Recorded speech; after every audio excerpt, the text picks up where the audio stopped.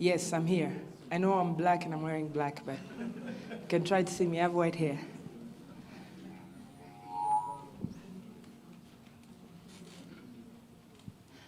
So it's a Friday evening, so please don't be very serious. Okay. Murakazaneza. Does everyone know what that means? Bem-vindo. That's what it means. It's a beautiful Friday. As you know, we are on the sidelines of the Basketball Africa League. It's season 6 for everyone that was here in 2021. This is a dream come true, for us to come this far. But just quickly, do we have people who've watched every season of the BAL? 1, 2. Okay. If you don't mind, can you please come to the stage? We're going to take a quick picture of proof. Because if anyone sees the picture and says, no, we don't remember this person, come. I'm serious. I'm not playing games. It means that we've come from very far. I'm serious, please. Yes. Yeah. No, please. They got to be more than this.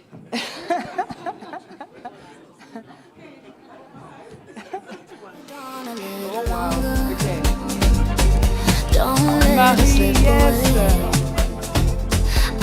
Yeah? Okay.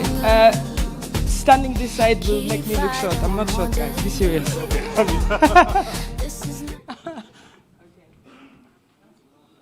Where are we looking? I think we should give them a shout out. If you've been to an event that I host, you know that once I have the mic, I do whatever I want. Yeah? But it's such a pleasure, to have all of you here. For everyone that is Rwandan or that has lived in Rwanda over the years, you know that before this became the fancy Movenpick, this was Novotel. But before that, Umubano, no? That's what I was looking for. So Umubano means teta? Yeah. No, it means living together, That's what sports has brought to us. It's brought us together, people from different countries, different environments, different backgrounds. But at the end of the day, we're here to bring that change, to be champions of change and to use the game of basketball, but in general, sports, which is, as we know it, very powerful. But before we go very far, I'd like to introduce warmly welcome you and thank you very much for being here. We have a few panels for you, a nice program. We're especially excited to have youth voices in the room because Champs for Change is about the youth. I won't say too much now because we have a report segment for you to be accountable for what we started last year. So mainly right now, just to say thank you very much for being here. It's really heartwarming to see a full room already, as I think we expect more guests to come through. So thank you very much for being here. Asha? Okay.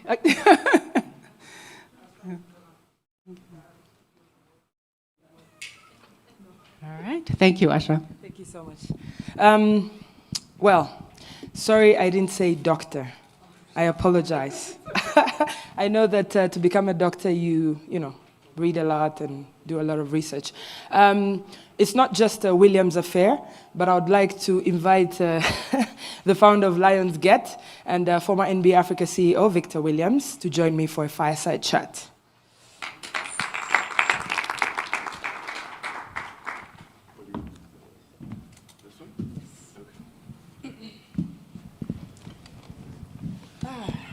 Wow. First of all, how are you feeling? I'm feeling great. It's good to see everyone here, and it's been an amazing week. I've been in Kigali since Thursday morning, so it's a full week here, and the slate of events and the BAL have been terrific. So yeah, I'm feeling very good, thank you. As you can see, the serious people in the room are wearing black. For anyone who didn't get the memo, we can help you. But this is really a conversation around bringing you into the picture of what happens behind the game. Inside this room, we have mentors, mentees, and some young Africans, young Rwandans who want to understand what sport is about. And when you're not necessarily an NBA player, or you're not a CEO of a company, or you're not the permanent secretary of the sports ministry in Rwanda, there's still so much you can do using sports. But Victor, we're going to delve into a lot of the conversation, but let's look back. When we talk leadership, what part of your career prepared you for leadership, but something that you realized later? Yeah, I think for me, my career started off in consulting right out of undergrad, and then I moved into banking, and before I came to sports. And so I think if I were to highlight opportunities that prepared me for leadership, it would be those early opportunities in consulting and banking where I was asked to do something that at that time I thought was outside my job. So it wasn't my core job, for example, to organize recruiting for the firm and to go out and talk to young people about opportunities at the firm. It wasn't my job necessarily to go represent the company at various events and panels. And I was asked to do that. And what it really taught me in terms of leadership skills was, one, working with a range of people to achieve a common objective, and then two, putting yourself in situations that are unfamiliar and developing the resilience to know you can figure it out. And those particular skills, working with people from different backgrounds and dealing with uncertainty, those have been constants in the leadership journey. Do we have any young people here, the ones that I was talking about, who were thinking about careers in sport? Yes, the ones in black, obviously. It's a thing. No, I mean, sometimes when we talk about panels, we just come here and ask the questions. But before he goes any further, would like to hear from you. What's your name? Where are you from? What are you doing? What do you want to achieve here today? I mean, it's 3 questions, but briefly. Can everybody hear me? Yes. There's a mic for you here.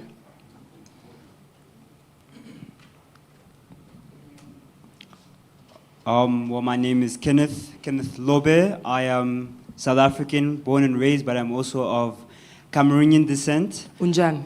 Siapila, Unjan. Unjan, Yapil. How many languages do you speak? I'll tell you after. Well, for me, most of my life, I actually was playing football and basketball. I actually sadly had a hamstring injury just basically a week before my first trial at Super Sports. And I then saw what I could try and bring, not so much by playing the sport anymore, but what I can bring to sport all around, actually. Mm-hmm. And I think that I wanted to come here today to basically just learn, because I know learning is not something that will never end, and I believe that that's what will be achieved here today, and I'll be able to be a part of the people, hopefully in the next coming generation, to help impact African sport to then be the pedestal for sport in general, not just in the Western world. So. Gotcha. Love that, love that. Victor lived in South Africa for many years? I still do.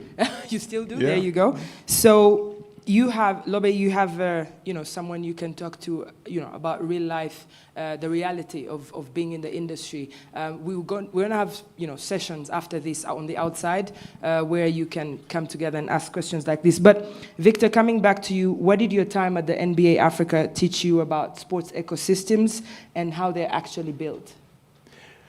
Well, it's been a remarkable journey to see how the whole offering of NBA Africa and the BAL has grown. And, you know, I think for me, one of the key things was the power of vision.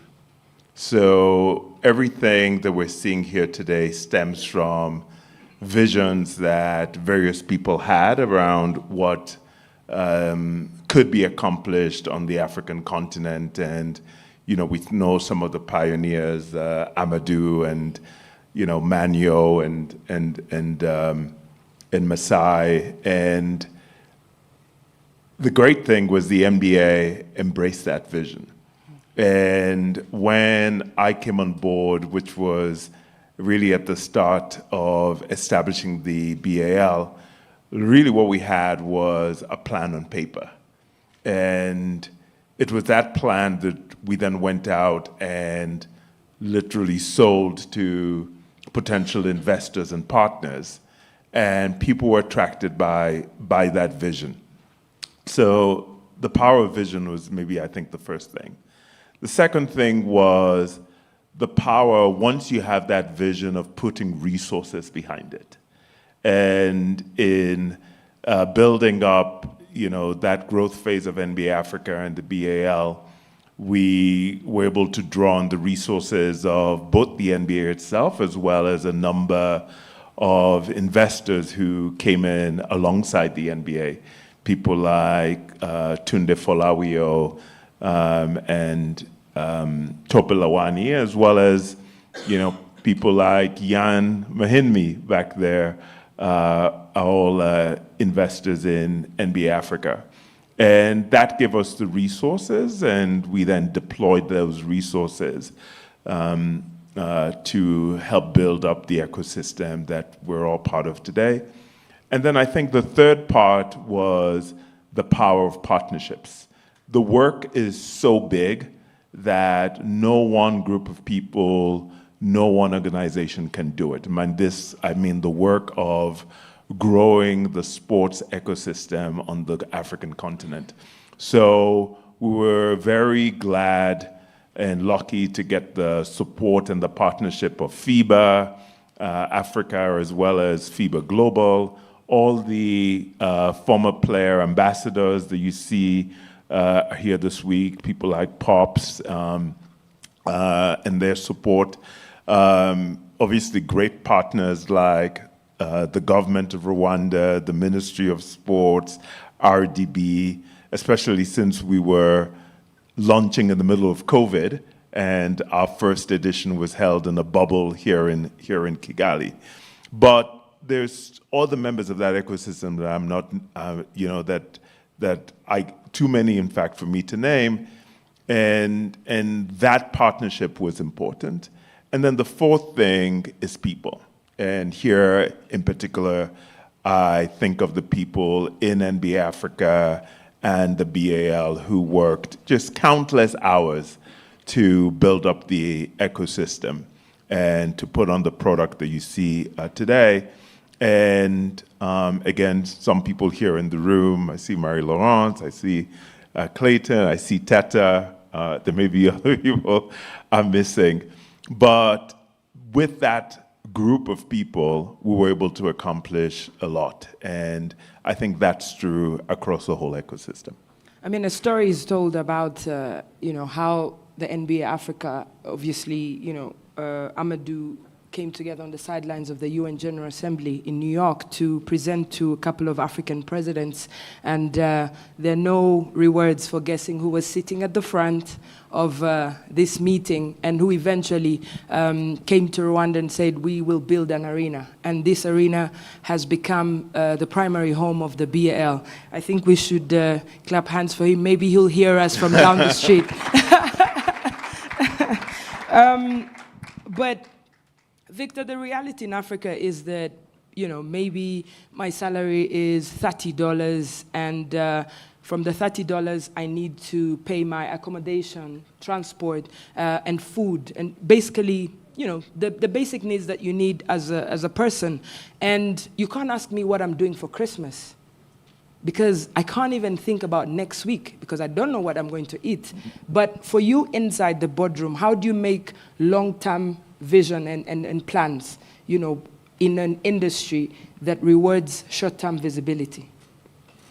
Yeah, no, the sports industry is a very interesting one in a number of different ways because it is simultaneously success is built on delivering for the long term, but the visibility is short term, right? So everyone has a stake in sports, right? Everyone thinks that they could play or they could run a team or they could coach, or certainly all of us think we could referee, right?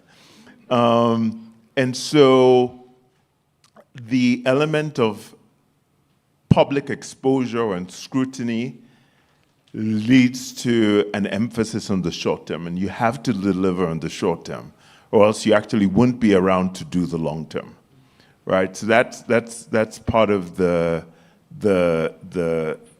fine line you got to walk. But ultimately, you have to be thinking about the long term because that's how the success is built. And the way I think about it is I ask myself, what needs to be true in the long run? And let's invest in and prioritize those things.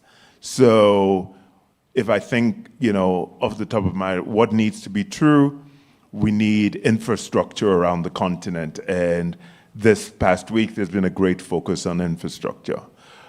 What needs to be true? We need great people running sports franchises, which speaks directly to the motivations of Champs for Change and the work that it's doing. What needs to be true? We need excellent governance. And a lot of what separates the African sports with momentum from the ones that don't have momentum is really the quality of governance. And what needs to be true? We need to continuously be building up the firms and the companies that translate fandom into monetization.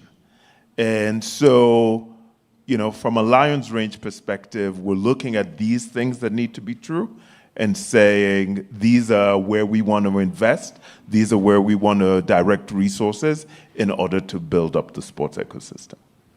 We are at a very defining moment in African sport. 2 years ago, Cote d'Ivoire said that $1.5 billion was left in the economy after the AFCON. Morocco says it's a little over $2.5 billion. Can you imagine that? And obviously the proximity to Europe explains that, and North America. The Africa Cup of Nations is coming to East Africa. Tanzania, Kenya, and Uganda.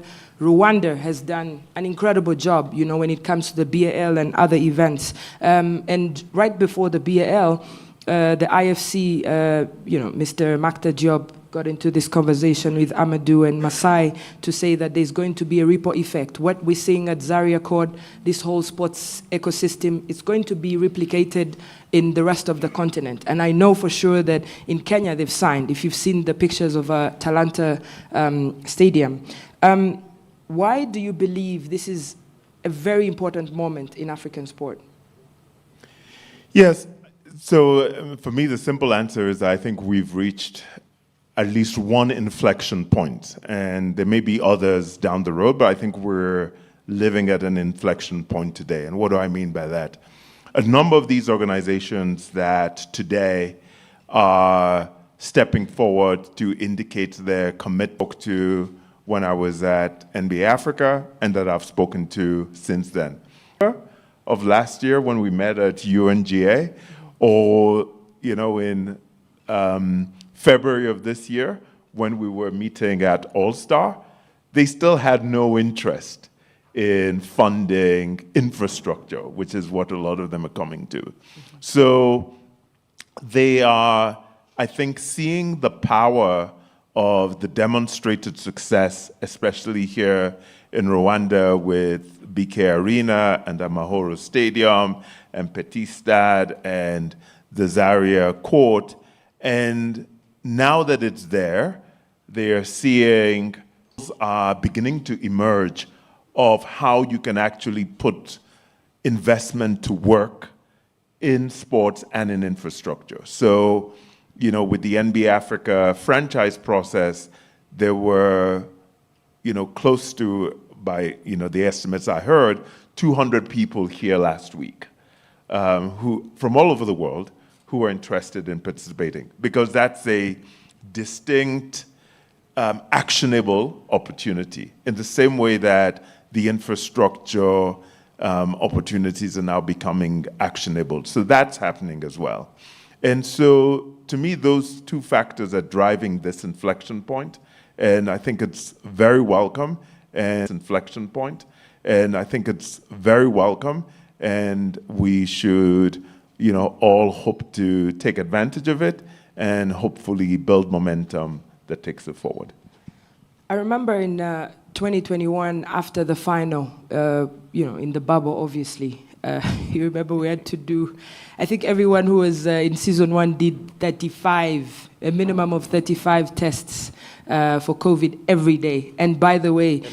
Those were nose swabs, right? Yes, nose swabs, You'd arrive in market, and I think the first 4 days, you just go back to your room, do the test, go back to your room, and then the next 3 days, you can be in the hotel lobby or something like that until you're cleared. But thankfully, absolutely no player, no staff member, tested positive. So, kudos to everyone at the BAL, NBA Africa, and the government of Rwanda. But season 1 reminds me of a friend who said that after the final, someone from Brazil called him and said, "Is that Africa? Like, is that arena in Kigali or in Rwanda?" Why? Because it's the first time that this person had watched a live sports event in Africa since the 2010 World Cup. Wow. Yeah? Because if you ask even people within the East African region, do they watch the Rwanda Premier League? And I mean football, because it's the most popular sport. Do you watch the Challenger Series, by the way, that are played right here, behind where we are right now? The tennis. Are you watching them?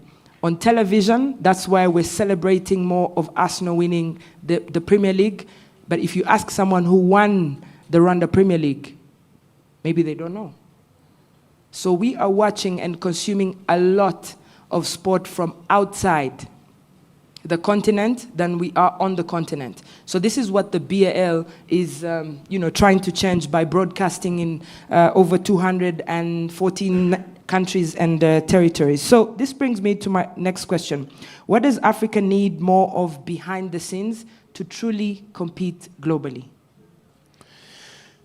Yes, that's a big question. I mean, picking up on the thread from you, and it's essentially what I was hearing you in that question is, why are we not consuming more of our domestic competitions? And I've had this discussion with some of the leagues in South Africa, say, for example, the PSL, the soccer league. And my hypothesis is that we actually haven't taken fans seriously on the African continent. And what I mean by that is the fans will turn out for experiences that take them seriously, that think about their enjoyment, that think about the end-to-end fan or customer journey, and that deliver something that feels like the fan has been taken seriously and that looks premium. And we see that with the BAL, right? We see it in all the markets the BAL operates in. And in South Africa, this is especially true this year with the Kalahari conference. I mean, the crowds were unbelievable. They were completely into it, and people came out because, even though I'm sure many of them were not basketball fans, but they wanted the experience. We also saw it in South Africa when Live Golf came to Johannesburg. Vast majority of those people don't go see the Johannesburg Open, right? but there was something about the way Live Golf engaged you from the ticketing experience all the way through to entering the arena, the golf course, and how the parking worked, that you could tell that they had thought at all stages of the fan experience. And so people came the first day, the word of mouth spread, and by the Sunday, it was completely sold out, and people showed up, even though it was raining, to watch golf. So to me, I think that our domestic leagues have to do a better job of thinking about that fan experience and taking the fan seriously. And that's part of it.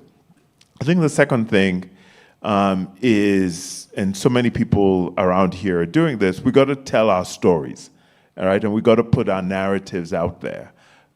We have fantastic athletes and world-class talent, but often they're not getting promoted globally.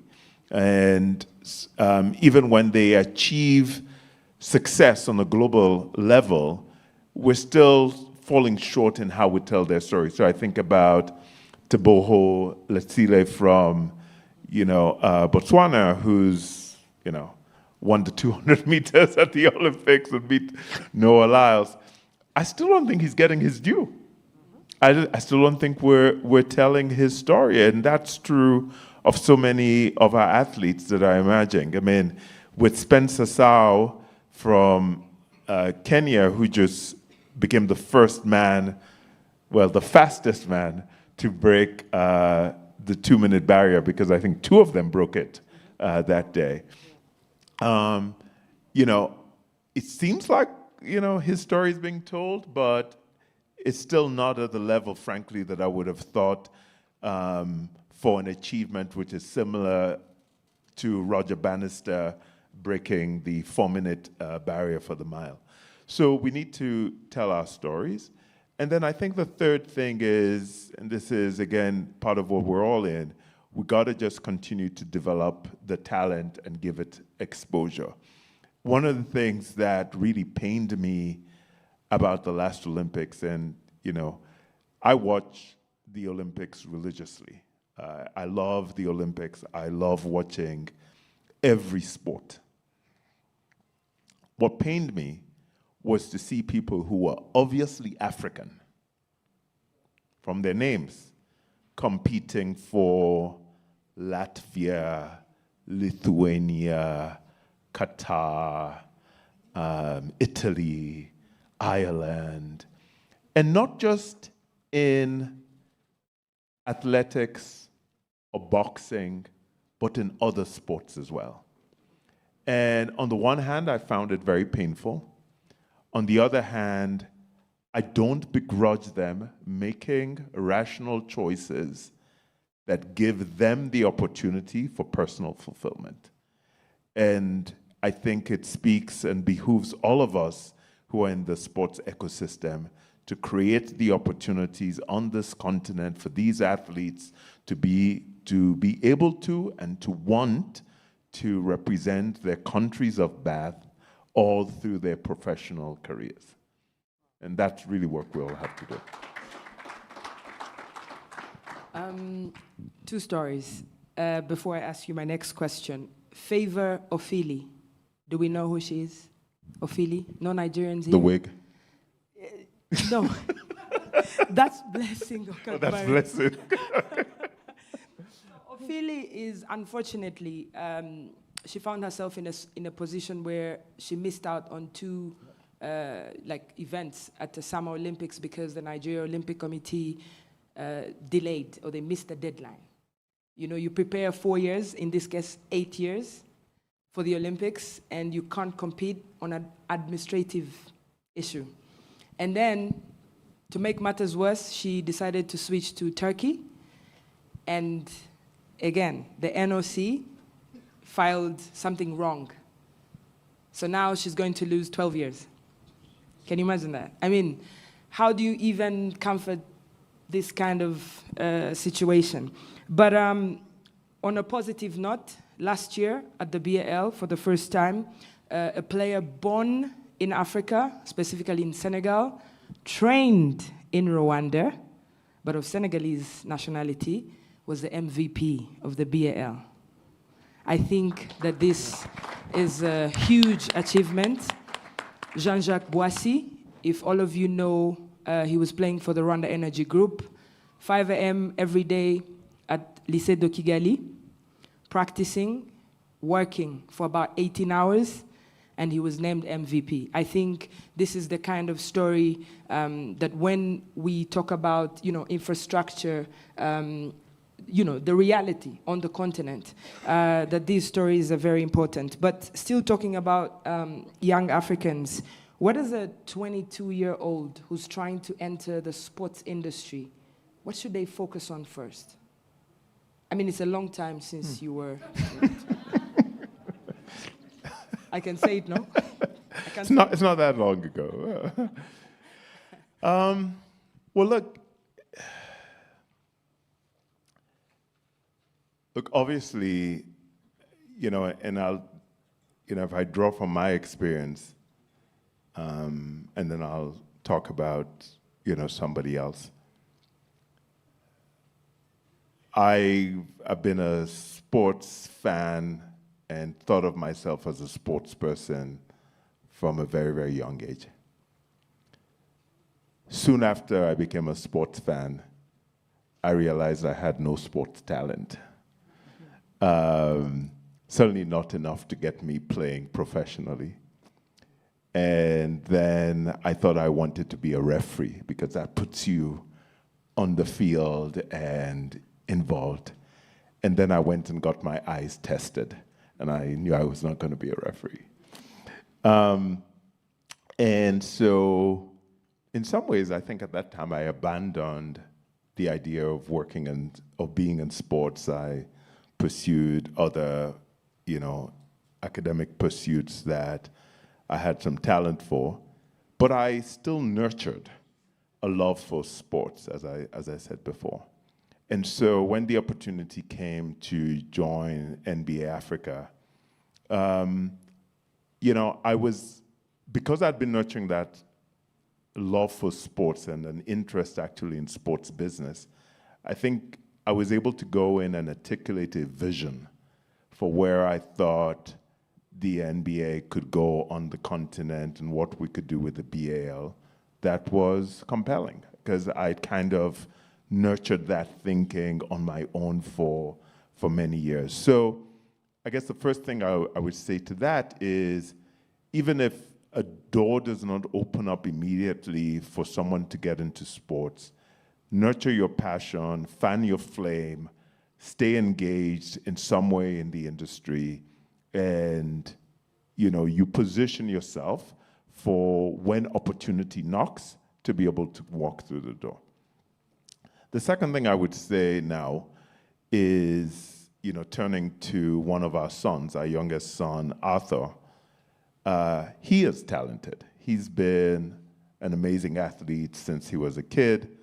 I'm not sure he gets those genes from me, but he's very good. And he realized early on that while he's good, he probably isn't going to make the NBA. And so he decided to turn his attention to sports business. And he's been really diligent in finding every opportunity to associate with a sports team that he can find. And luckily, he's about to graduate from college, and he's joining the staff of the Charlotte Hornets in Charlotte, working on the business side. And it's been interesting to see how he's prepared himself. And so again, then the advice I'd give to a young person is find the opportunities where they are to latch onto a sports organization. It could be an internship. It could be just 30 days. It could be shadowing someone for a week. All of those things start to accumulate and position you to be in the flow of opportunities that may lead you to some of the careers that we see so many people in the NBA Africa team and the BAL team having. Wow. Last question. If we fast forward 10 years from now, so basically 2036, what would you feel that you truly played, that the long game, that you, when you look back 10 years from now, that you were part of the long game? What would that look like? Yeah, for me, it boils down to our vision for Lions Range Group, which is that we want to invest in and build strong companies across the sports ecosystem in Africa. So for us, that means looking at teams, leagues, and franchises as one pillar. The second is helping to support the growth of infrastructure on the continent, and we think of arenas and academies.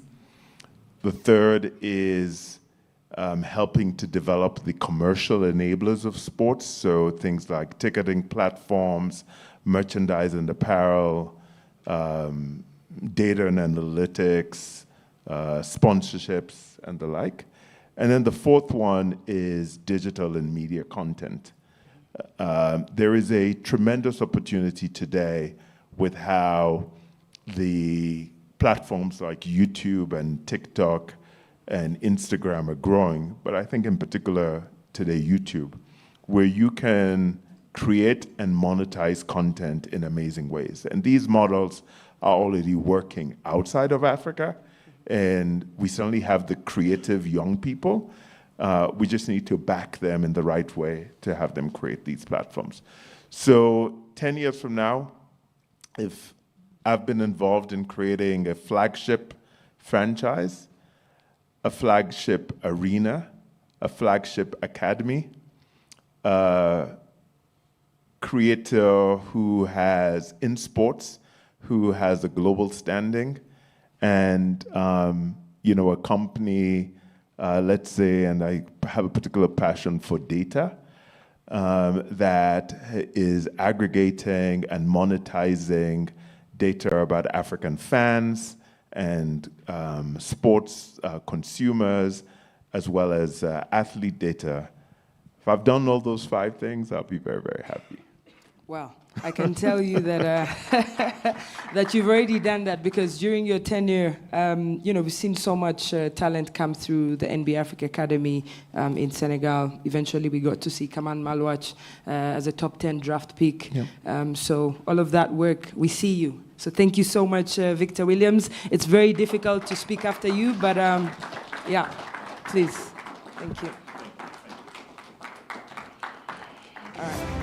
And since we were talking about mentors and mentees, Marie, yeah, surprise. The BAL for her paired mentors and mentees for a long time, not just during a BAL season. And Alison was here actually from the Boston Celtics earlier. Can you just take us through, the importance of having mentors and mentees? Because that's what we're going to do after this. Here's your mic. Sure, I'm not surprised.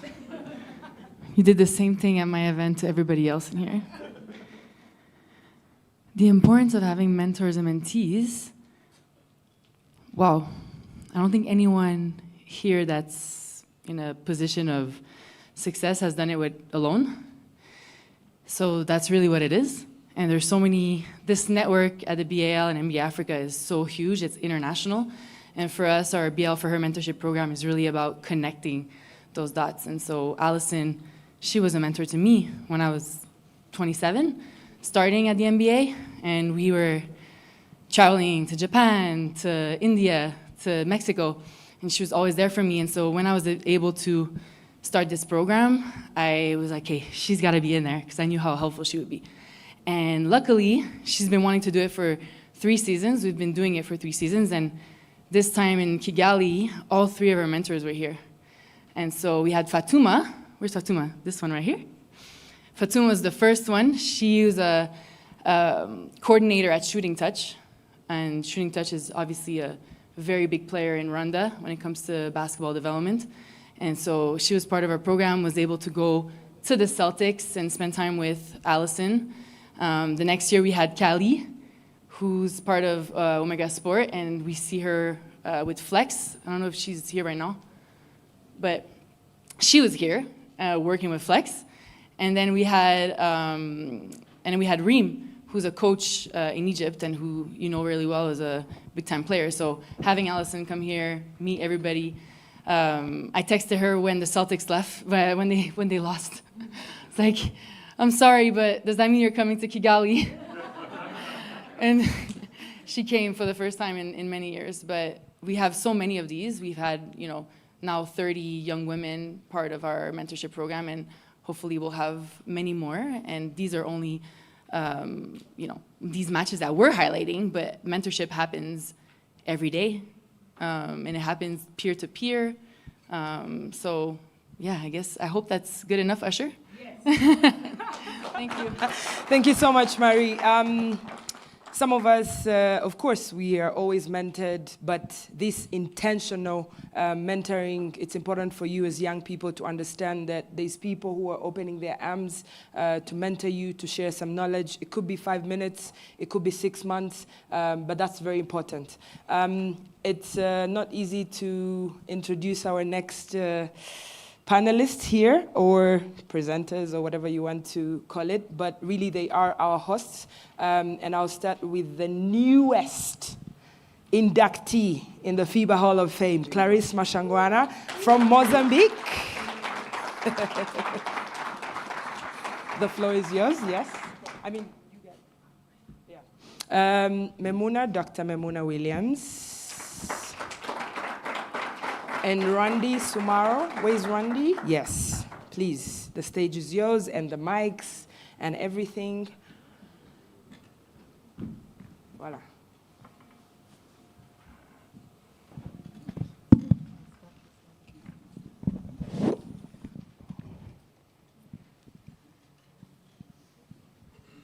All right. This segment, thanks again for being here and joining us this evening. So this segment is for us to share with you about where we are as Champs for Change. And so Clarisse, I think, is going to start us off with just sharing why we're here. Yes, thank you and good evening. It is a pleasure and honor to be here. This program, this social enterprise, started with the need of giving an umbrella to youth, either athletes or non-athletes, to ensure none of them stays behind and ensuring that we create opportunities so they can further their lives. As one who considers herself a lottery winner, because I had a scholarship in US, it was extremely important to come back and create opportunities for youth. So our main mission is to be the social enterprise that equips youth with resources, training, mentorships, and network to ensure they can use their passion for sports to transfer that into having dignifying careers, into having enterprises, and to have the ability to be economic growth. So it is a massive endeavor, and I am certain that we need each one of you that are here to be part of this process because it's massive, as I said, and we will continue to invite you and engage you to ensure we don't leave any youth behind. I am not reading what it says that because I believe that my passion and my experience is what is worth it here, but ensuring also for you to know that our mission is serious, and while we are very committed to accomplish it, it will go faster if you that are in this room also choose to be part of the process.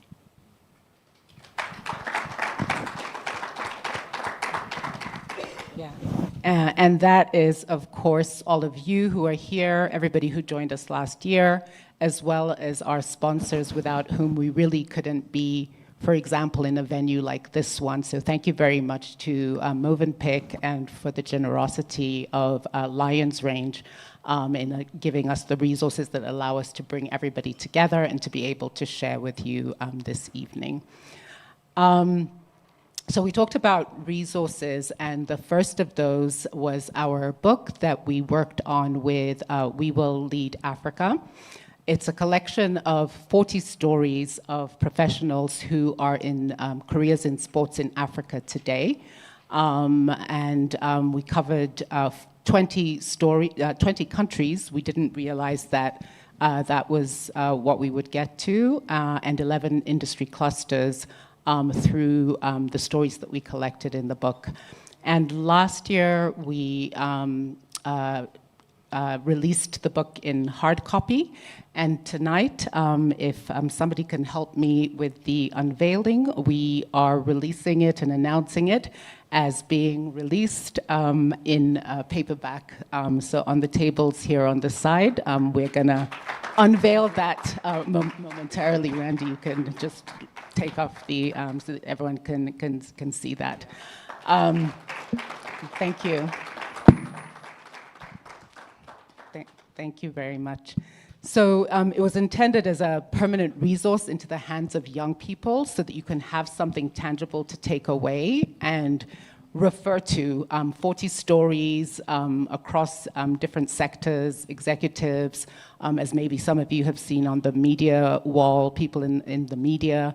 Like different stories will resonate with different people. And so as you go through your time, maybe you start with a few stories and over time maybe consume all of them, and each of those will inform you for where you are on the journey.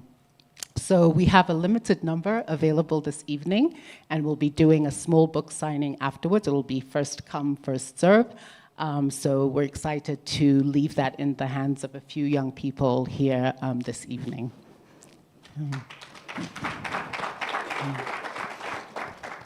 Okay, and these are the faces, the 40 faces of the stories that are in the book that you can engage with.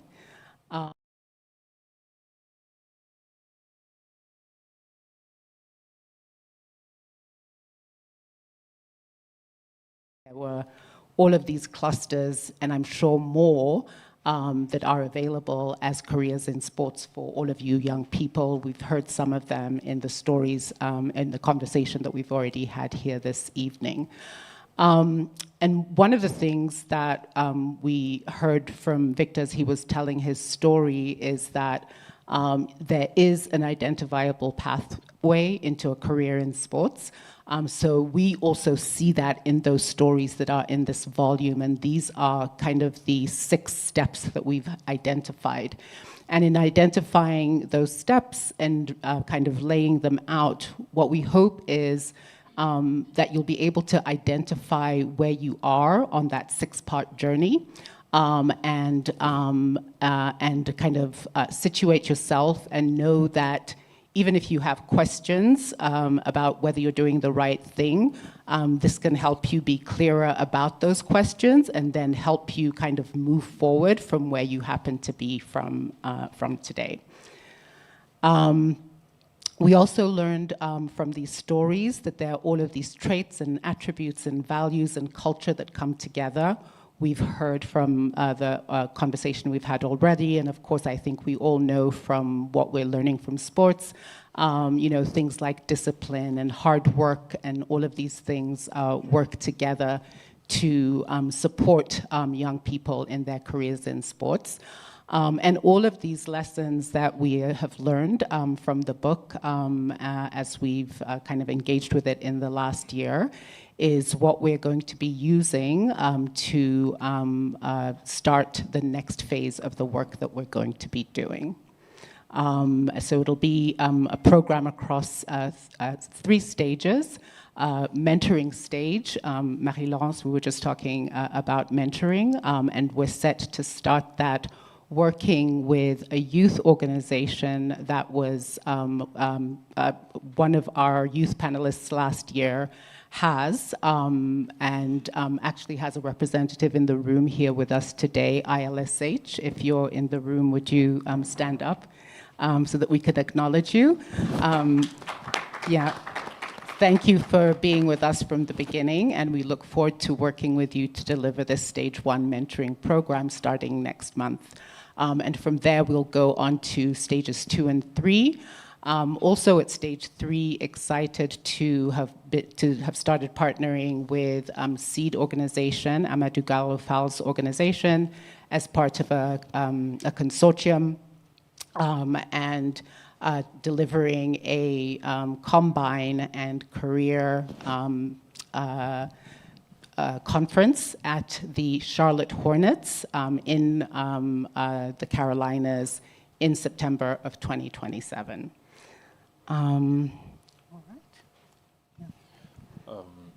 Yes, good evening, everybody. So I'm going to cover this already, so we can move to the next one. I think I'm going to speak about some of the things that are coming next. And I think one of the things I think I'm very excited about is the fact that this year, one of our key priorities is to begin our activities here in Kigali in Rwanda. I think Kigali and Rwanda has been an important hub for conversation around sports, youth, and leadership. And we are excited to be building from here. And obviously, so we are open to partners and organizations, individuals that believe in this mission and that think that we can do something together. Another important part of what we want to focus on this year is also delivering the French version of this book as a Pan-African initiative. Inclusion matters to us. So it's really important for us to develop this French version to give access, to extend the impact as well of these stories that you will get the opportunity to read, and also these resources to as many young people across the continent.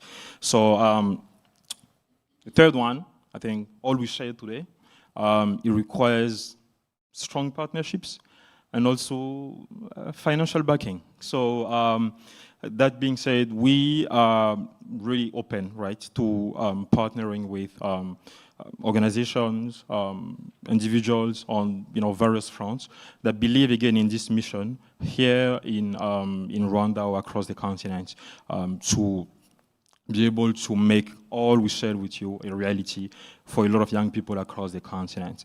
So that's in general, what we have as priorities for this year. So we are officially opening our fundraising phase, and I'm sure there are people here in this room or watching us online. We are, very happy to work with you and get your support. So we look forward to work with a lot of people in the room or online, like I said, and help as many Kenneth Lobe discover the passion and do something, have a career in sports, or even discover that they can have a career in sports. So thank you so much for listening, and enjoy the rest of the evening.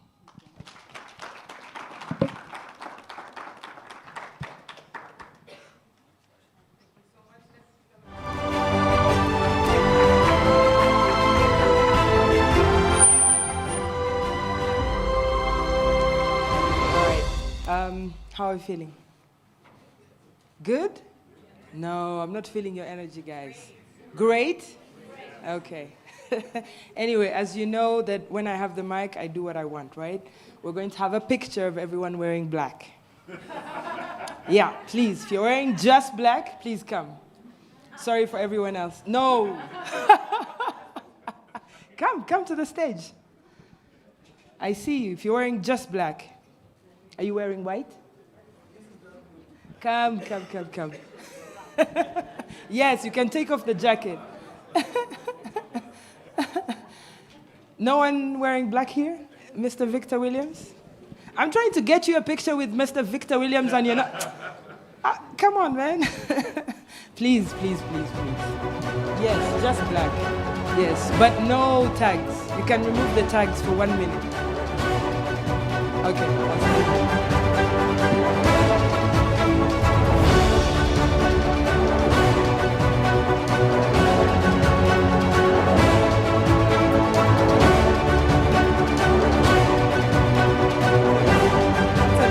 I'll explain later. No, the next session is about, again, the main reason we're here, about young Africans yes, we talk about this a lot, and events like this are not just about the players, or yes, we have a lot of former WNBA and NBA players here. Actually, Jan, who's at the back hiding, is a former NBA champion with the Dallas Mavericks. Jan, please wave to the people.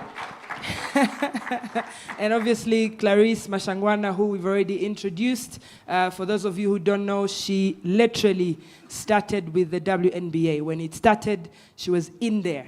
Okay, so she's seen the WNBA, become what it is, and she's contributed to that. But we have a panel coming up, and please take the conversation very seriously. And to moderate it is the incredible Erica Mbanda.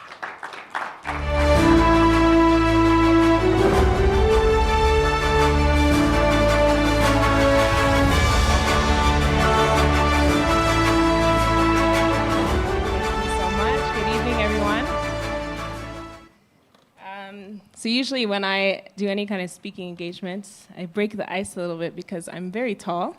And I always say, yes, I'm very tall, and no, I do not play basketball. But I'm sure many of you are not just thinking about me being tall, because I have some other brothers and sisters in here that are quite taller than me, so I'm feeling a bit normal right now. I'm really excited for this conversation, looking behind the game at the many different opportunities that young people are creating within the sports ecosystem. Just a quick thing, I did play basketball when I was younger. I loved it, I loved the game. But when I got to high school, it felt like a lot more pressure. Everyone was like, you could go to the WNBA, you need to do this, you need to do that.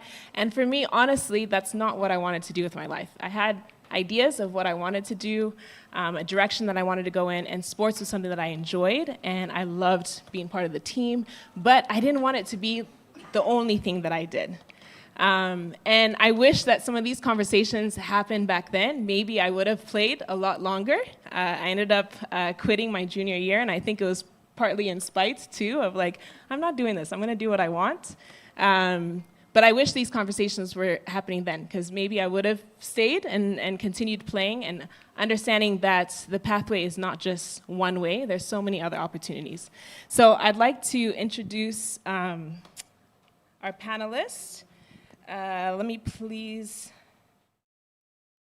ask Bashir and Mari, also known as Yannick, to come to the stage, the president of the Rwanda Boxing Federation. And then I'm going to call Paula Kami. She's an events manager at the Ministry of Sports here in Rwanda. And last but not least, I'm going to invite Jude Raoul Karibu, the founder of World Work Community. Thank you so much for being here. First, I just want to ask if you could raise your hand if you have dreamed about working within the sports space or are currently working within the sports space. I think we should have most of you. Okay, good. Keep your hands up. Keep your hands up.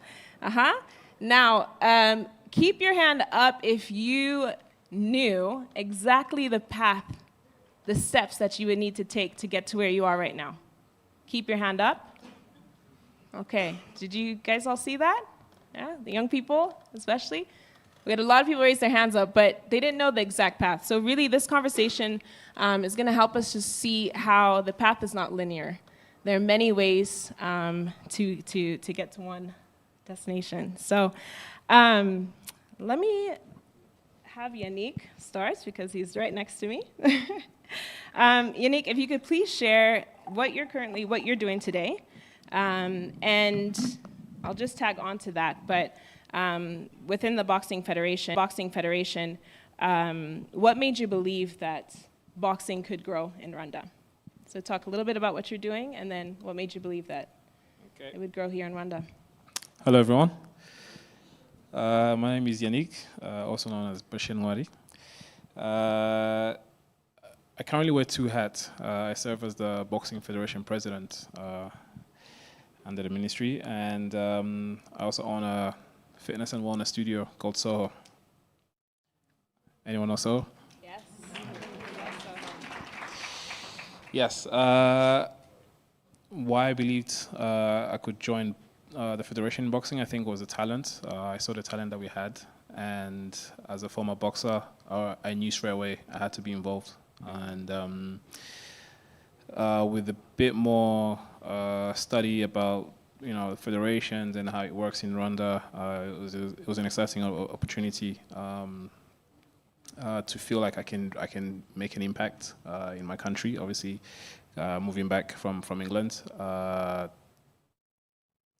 and combining passion and what we had in the current boxing federation and ecosystem, and to be able to create a stronger boxing ecosystem, creating opportunities for athletes. That's how I knew that this is something I had to be part of. Yeah. Just to follow up on that, I mean, sometimes opportunities find us, and other times we go and create them. So did you have this idea that you wanted to come to Rwanda and to be the president of the Boxing Federation, or is this something that, an opportunity that kind of found you? If you could share a bit about that. I think it's an opportunity that found me. I had no idea about, I didn't even know we had a federation, a boxing federation in Rwanda. And then once we created Soho, we created a boxing facility for young athletes. If everyone doesn't know this, I used to box for England, and I didn't make it to the Olympics because of a shoulder injury. And my dream was always to create or someone to live my dream, through someone, basically in a selfish way. But once we created Soho Boxing Club, then I got to know a bit more about boxing in Rwanda, and once I saw the talent that we had, my next thought was how do you create opportunities for these young athletes. And then, I ended up in the federation, and then it became more work, where we then had to create systems, policies, regulations, create competitions for these athletes to have regular competitions. And I'll say just really believing in African talent, in Rwanda talent, that we can also reach the top. Yeah. That's amazing. Thank you so much, Unique. Yes, a round of applause. Paula, if you could share just a bit, I want to hear about your first experience working on a major sports event, and just share something big that it taught you. Okay. Hi, everyone. Thank you for the question. My first experience working in a sports or major sports event was Giants of Africa in 2023. I was an intern, and what a lot of people didn't know at the time is that my journey to get there started a year before. So I was in Mauritius, and I met a lady from South Africa called Sidi Lamini, shout out to her. And she told me to submit a video, my resume and everything, because she knew Masai personally. And that scared me, but it also encouraged me to think bigger, because with big names like that, sometimes you can miss the whole point of joining. So I prayed about it for 4 months, and then I submitted a CV and a video of myself, and months later I was helping the events team. This was before I even knew that they were coming to Rwanda for Giants of Africa Festival. So I joined the events team just online, talking to them, and then a week before the event started, I was invited to assist the chief of staff for the whole event of Giants of Africa. It was an exciting opportunity and very humbling, especially to do it in my home country. Something that I learned from it was that opportunities can often start before the results even come. So I hopped onto that opportunity quickly, and the best thing that I did was prepare for it. So yeah, that's something that I learned from my first experience. Thank you. That's great. Thank you. I think that's so important because as young people, sometimes we can think that things are going to just kind of fall into our lap or someone is going to give us the steps of what we need to do. But it's what can you do to start preparing yourself for opportunities that may come, because something might come tomorrow and you need to be ready for that. So thanks for sharing that, Paula. Jude, if you could share the community that you've built, so what you're doing right now, and why do you believe that it was really important to build that community here in Rwanda? Okay, I'm going to start with the second part of that question. I largely grew up in the UK, born in Angola to an Angolan mother, and maybe a decade or so ago, I was diagnosed with dissociative seizures.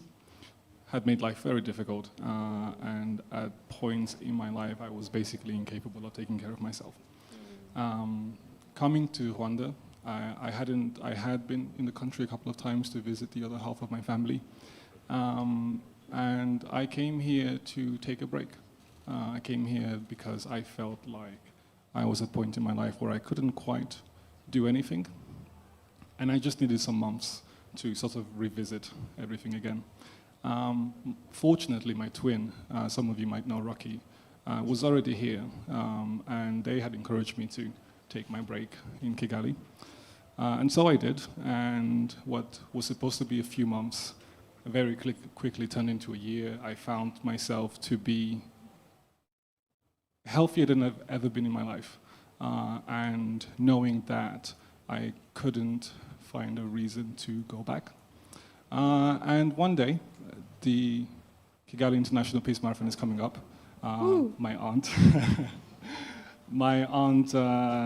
knows that I like sports, and I will do anything. So long as it's moving, I will do it. It's a fantastic way to keep a hold of myself. I wasn't really a runner. I have played basketball. I used to cycle. I've done rock climbing. Frankly, whatever you can do, rugby, I will have done it. And so they tell me Kigali International Peace Marathon is coming up. I sign up with 2 weeks to go. I train for 10 days. It was fantastic. As most of us will know, running in Kigali is extremely difficult. Hills everywhere, 28-degree weather, and it's dry enough that you can taste the blood in your throat when you run. But I came out of it feeling accomplished. I came out of it having gained a few friends along the route and after the event. And so the next year they came along. A friend of mine in Osamugenga, we had started this running community together, decided that we wanted to train. I found out he was running the marathon. I suggested that we train together. He brought along someone. I brought along my twin and a friend. And what turned into 5 people went to 10, 20, and however many. Now we have maybe like over 1,000 people on our WhatsApp. We have several hundred faces showing up every month. And at least speaking for myself, what came about from a need to, let's say, find some composure in my health, very quickly translated into providing a space for everybody else who sought that same relief in community, relief in movement, and then it just kept going and it kept growing. And I hope that it continues as such, because I can testify what community and movement has done for me, and I hope that we could provide that to everybody else who needs it. Could you?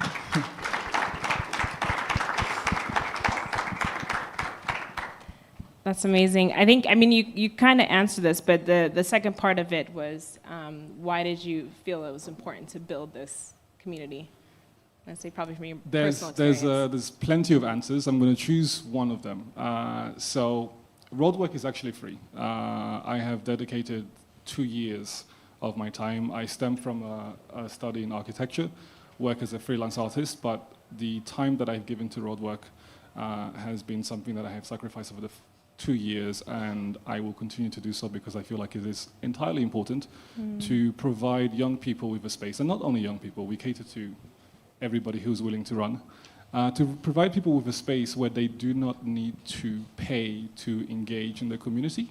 They do not need to pay to engage in an activity. I think some of us might have experienced how stressful it is to leave the house knowing that you are going to have to spend some money. And so one of the things that drives the structure of road work is to be able to provide people with a space where they can meet new people, where they can better themselves, and all the while engaging in a way that doesn't cost them stress to think about memberships, to thinking about payment, to think about even going to a cafe. You feel this necessity to buy a coffee or whatever, and I understand that a lot of people struggle with that. The other benefit to that is that we then attract a wider array of Kigali's demographic. I think one of the unfortunate side effects of building, frankly, beautiful infrastructure is that sometimes it only accommodates the people who can afford it. And we risk the chance of leaving certain people behind because they just do not have financial access to spaces like that. And so roadwork, one of the many reasons that roadwork has begun and continues to work the way it does is to just relieve people of that stress, give them community, and give them a space to better themselves. That's great. Thank you, Jude. It's incredible how, I mean, with all three of you, these opportunities kind of, it's not something that you had thought about or planned. As Paula had said, an opportunity came to her. Same with you, Yannick. But being a boxer, you kind of stepped into that opportunity. Jude, with you, was born kind of out of your own needing to help your current situation, and then seeing how that helped you, and now what you could do for the community. So that's really, really powerful.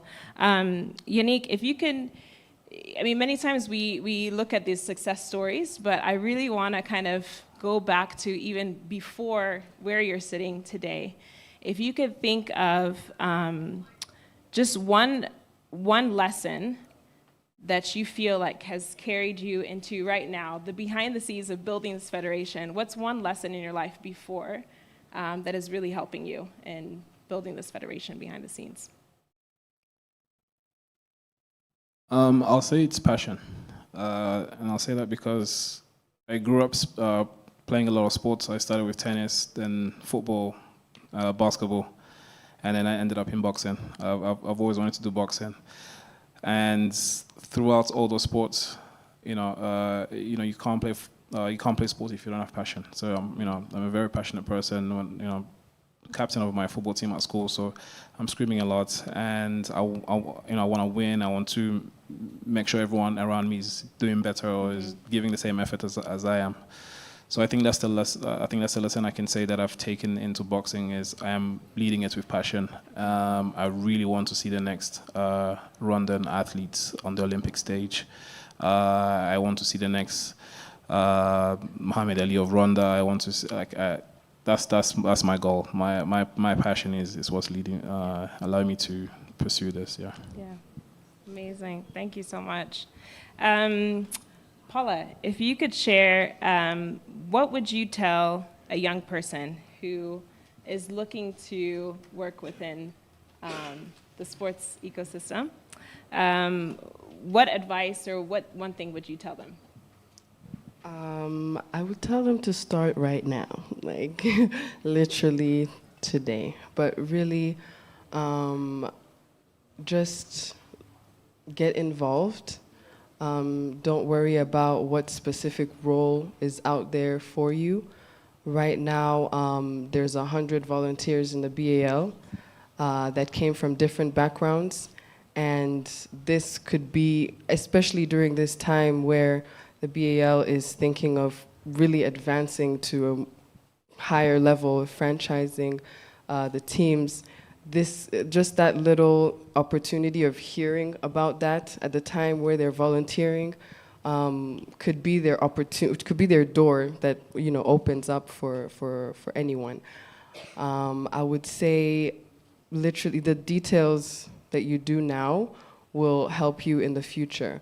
As basketball is growing in Africa now, I can remember when I was watching the NBA, learning about the game, how the teams and everything, and now we're here, we're in Africa, and it's growing, and I can say that all the little things that I was so interested in when I was younger are now paying off. I'm understanding it, I'm involved in it, so anything that you just put yourself in, being here, it's really good to see the youth here as well. Make sure you share it with your friends, make sure whatever you learned here, you tell your friends, because there's so much, I wouldn't say, yes, there's opportunity, but you have to also think about, where your country is going, where you want to see your country going, and also think of those ideas and bring them to the table. This volunteer program is the first volunteer program that they had, and it started this year. So that's a new thing that came. Next year, it could be an internship. So there's always opportunities. You just have to get involved and jump on the train like right now. Yeah. That's good. Thank you, Paula. Has anyone not applied for a job because you didn't feel you're qualified? Anybody? Okay, only me? Come on. Okay. So on this, I think there's many more people. Maybe you guys are all very qualified people here in this room. But I think there's a lot of people that will look at something and think that they're not fully qualified, and so then they don't go for it. And those are some of the limiting beliefs that we can have, self-doubt. So really, to Jude, I just want to ask you if you could share what has been the hardest thing about building this community from scratch for you?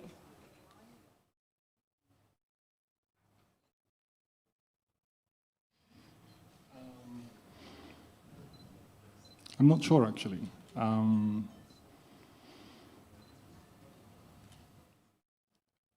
I think, considering the work that has gone into it, monetizing a community like this has come with some difficulty. I would say a lot of running clubs throughout the world run through sponsorship. And considering that Rwanda has quite a small consumer market in comparison to some of the other running clubs that I visited around, it has brought about some difficulty in convincing people to come and sponsor us. And plenty of other clubs, for example, will have gained some monetization through like Nivea, through frankly brands that you wouldn't even associate with the culture of running, but they need an audience, and clubs are a good space to find that. And whereas what we're struggling with is convincing brands that we can create an audience for them, that we can have some value even in our small space of the continent. And so it has put some doubts into what the future of the club could look like. And obviously navigating that with some level of cautiousness, because as I said earlier, I do want to keep it free.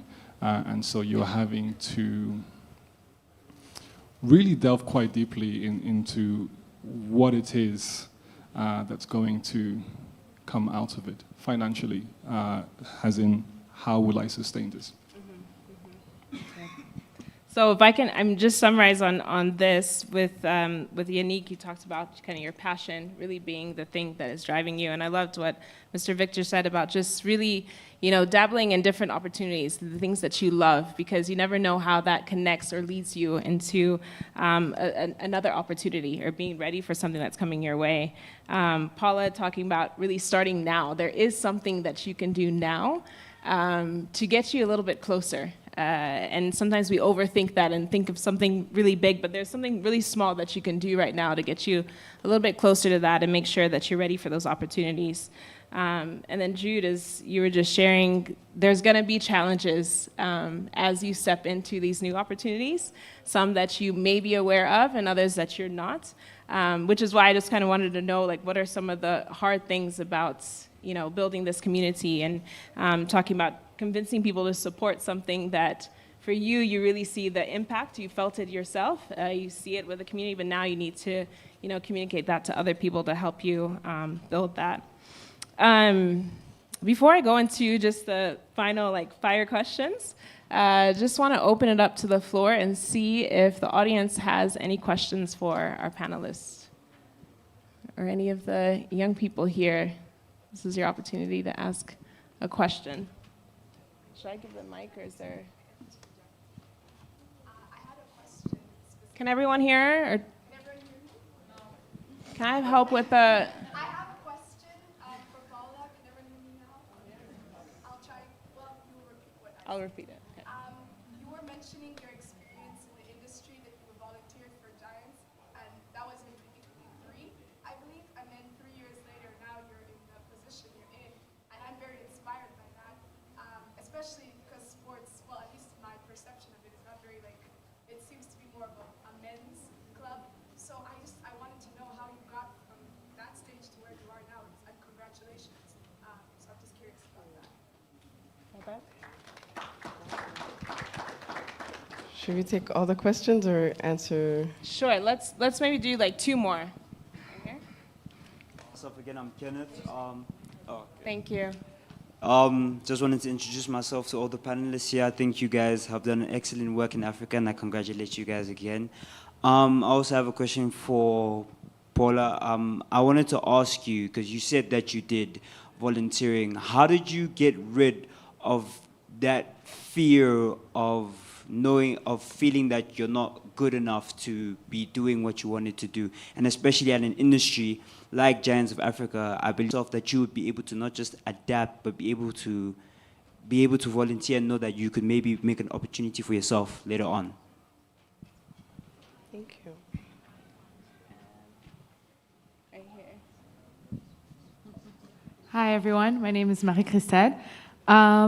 My question to maybe both Jude and Yannick, it seems something that came up in your responses was perhaps bridging the gap between what you guys are building here in Rwanda and the opportunity from the international community and brands.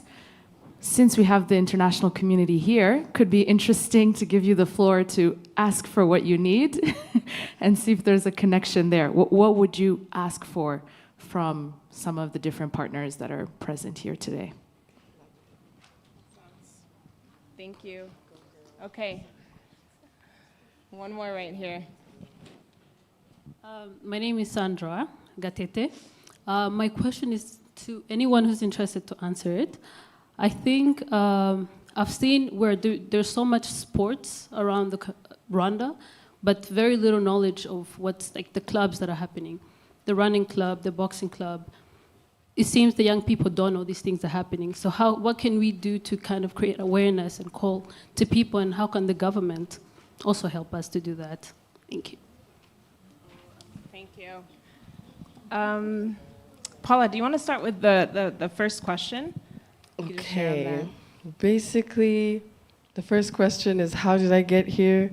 And the second question is, how did I not drown? Right? Okay. So how did I get here? A bit of a background. I feel like there was a last question that would have kind of summarized my journey. So I'll get into that. I played sports in high school. 8th grade, I was in a military school, playing with varsity teams, playing with high school kids. I think you mentioned that you didn't want to do that. You don't want to play with the high school kids. I was playing with the high school kids, yes. And yeah, high school, by the time I got to high school, I was playing volleyball, basketball, and athletics. I will join the running club soon. Not yet, but I will. He tells me all the time. He tells me all the time. Join the running club, all of you. You should. But yeah, played all those sports. I wish my parents had seen the energy that I had playing all these sports, because it would have probably got me to play in college. But so when I got to college, I didn't play, but I still wanted to be very involved. So I asked the basketball coach if I could help out, manage, and then I ended up managing the team, which is not a big deal. It sounds like a big deal, but I was really helping with the water and the towels and the schedules and everything. And then I realized that I really still wanted to play, right? It was still in me. And so I asked the coach if I could try out. So I walked on, and I made the team, guys. I made the team. But, wait, no, stop, no. I got injured. Literally, not even in America. You know, I got injured in Rwanda. I wasn't even this was in America, and I came for the summer, and then I got injured here. But already, I believe, playing at a young age, in 8th grade, I was in New York as an African girl playing with high school students. That already, should say something about where my passion started. So, yeah, after I got injured, what seemed to be a setback really turned into something that God used for my good. And I immediately, within a year, started my master's in sports tourism, and which is getting to how I got here. I started my master's in sports tourism 2 months before I had started the internship with Giants of Africa. So from there, I came to Rwanda. I was doing it online, and then I realized that sports or events in Rwanda are a big thing. So I was like, I want to be in the next event, whatever it takes. I'm going to volunteer, even if it's all the time. So from there, I was looking for Teta. Where's Teta? She's here. Oh, Hey, Teta. I was looking for her because they told me that she was the way to BAL, and so I was really looking for her, but she was really hard to find. My best, Teta. But I did reach her this was October, so November, we talked, and I told her, I'm available, just let me know what you need. And she said, okay, come to the arena tomorrow at 10 a.m. And I got to the arena the next day at 10 a.m., and I was in the middle of a meeting for Global Citizen when Kendrick Lamar was coming. I had no idea what I was going to do. I was just ready, right? I was ready, and I ended up being on her team with logistics. And also at that same time, as I was just putting my name out there and just wanting to stay and wanting to be involved, the HR at the Ministry of Sports called me. My boss is right here, but she doesn't know that. HR called me and offered an academic internship because I was still doing my master's at the time, and I needed that academic internship for my thesis. And so I got that internship. I wasn't getting paid, right, guys? Actually, my mentor tells me all the time that I'll make a lot of money to compensate for the years that I spend learning. So I held on to that, and I still hold on to that now, because in my internship, I was learning. I was doing my master's, I was getting the credit for school, but I was in the infrastructure team, the communications team.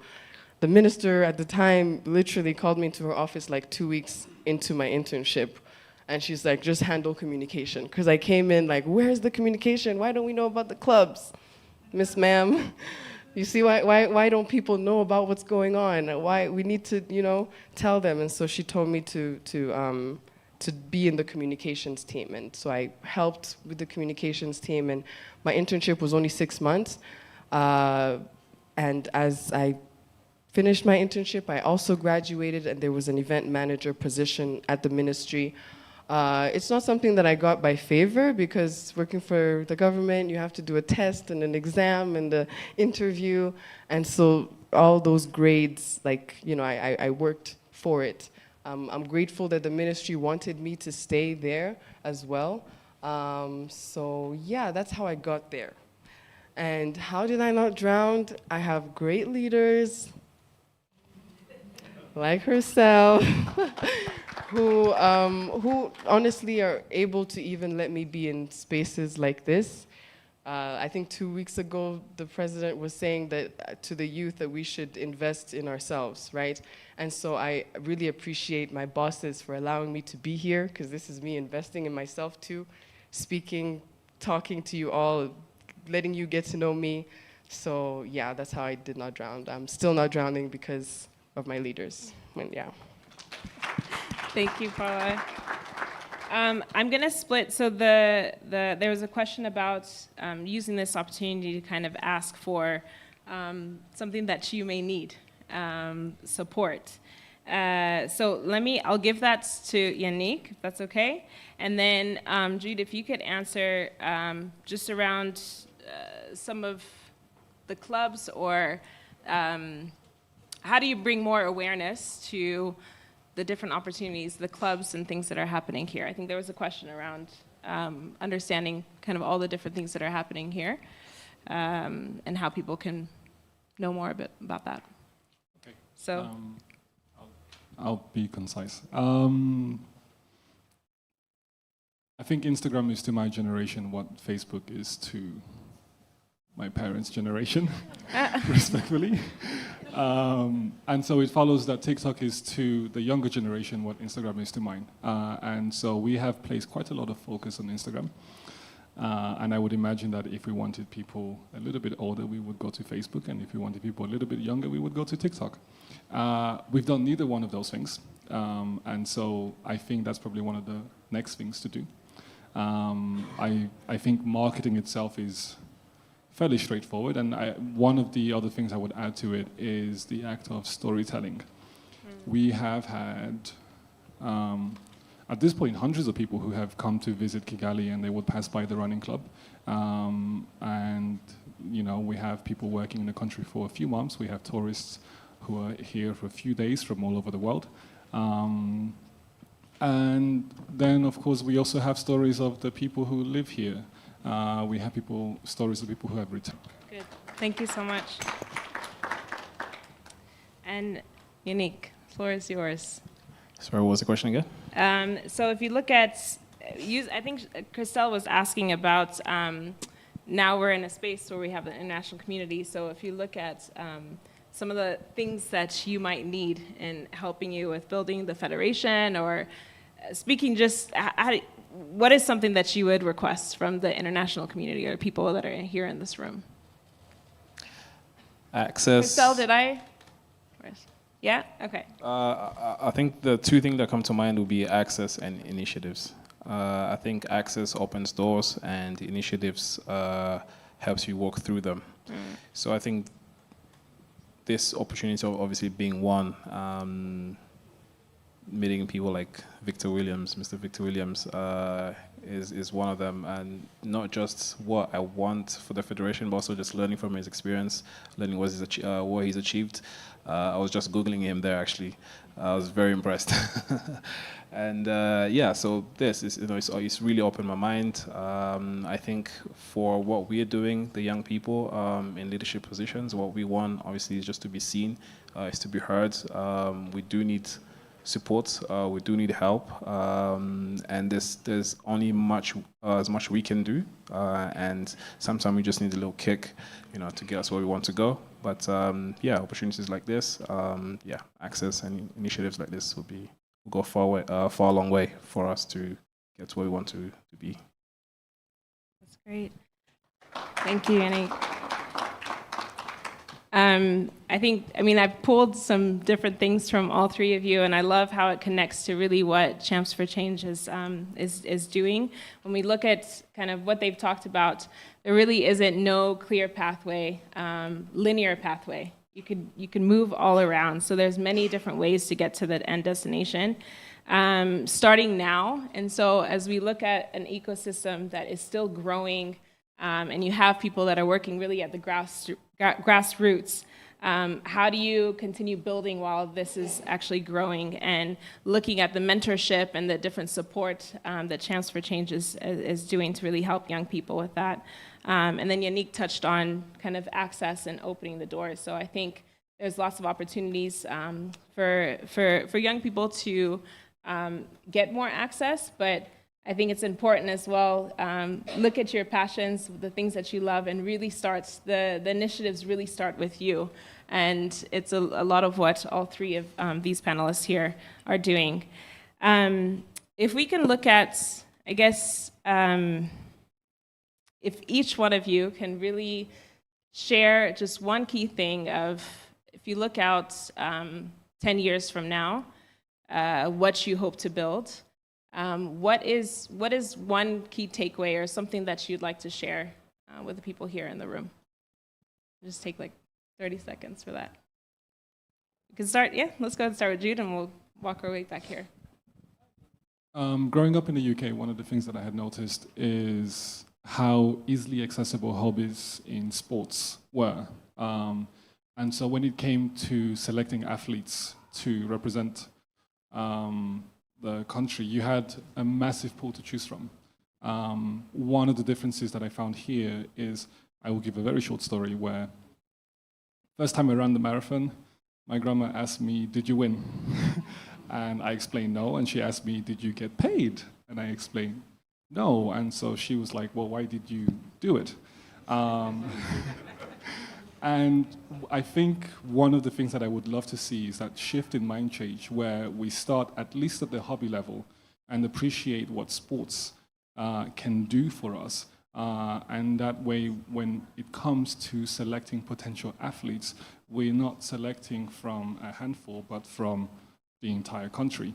And it really feels like there is untapped talent because we do not encourage people, not necessarily to go into the career, which is one of the things we spoke about today, but even just to access it as a hobby.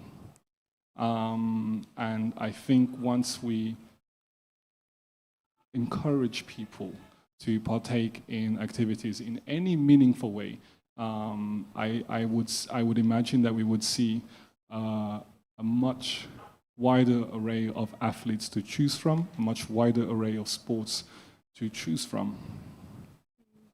That answers the question, right? Paula or Yannick? Paula has handed off the mic to you. Yeah.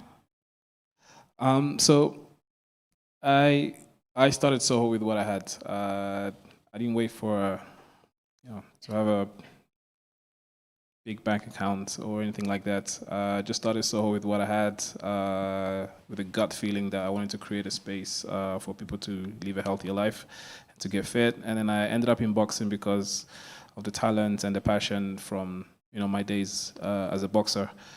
So it wasn't a straight path for me. We saw how we started it in first Soho started in 2016, and then it failed in 2018, and we had to go back on the drawing board and bring it back in 2022. Actually, with my wife Christelle, actually, who asked my childhood or growing up here. So I think in 10 years, what I'd want to see is a clearer path for people who want to get into sports or into the fitness industry. How can they have access to data? How can they be more informed, or access to finance, or access to support, or how do they work with the ministry, or how do they work with RDB? So I got to know about all this stuff after I felt, after I've stumbled upon many traps. So yeah, clearer path for future generation to come. Thank you, Yannick. I feel like I forgot the question, low-key. Not really, but I know the 10 years part, but like... So if you, I guess, let me change it just a little bit, but looking out 10 years, what is something that, just to inspire the young people here, what's one thing that you would hope you know right now that's going to help you to where you want to go in the next 10 years? Help them know right now that's going to... So looking at where you want to go in the next 10 years, what's one thing that you would hope that they could take away from here? Okay, where I want to go and what they can take from it. Okay. I would hope that from me, okay, how do I even say this? I hope that I can be a vessel to show the youth that it's possible and you can build a successful career in sports as a young woman, as a young African in general, the right way, right? Interning, volunteering, studying, right? You can go to school. Everybody, you're all young here. I'm still young. I still want to learn, so I would say in the next 10 years, I hope that I can be that person that they can say, this young African girl went from participating to being part of shaping the future of her country, from playing on the court to being in the boardroom. You know, that's what I want. In 10 years, you can all say that it's possible in the sports industry, in Rwanda, in Africa, as an African. Yeah. Thank you. Thank you, Anik. Thank you, Paula. And thank you, Jude. Young people, I hope that from here you don't leave just inspired, but really look at what's one thing that you can do starting now. What's one thing you can do this week that can help you to get to where you'd like to go. So thank you so much for this opportunity. Thank you. And thank you, panelists. Thank you so much, Erika. Wait. We have permission. Yes. I know that you're Rwandan and you're Rwandan from our African culture. We can't just someone has to gift you something. So some of our sponsors, Flex, is the car from Côte d'Ivoire, the Chief Technological Officer of Flex, please. There's some gifts for you.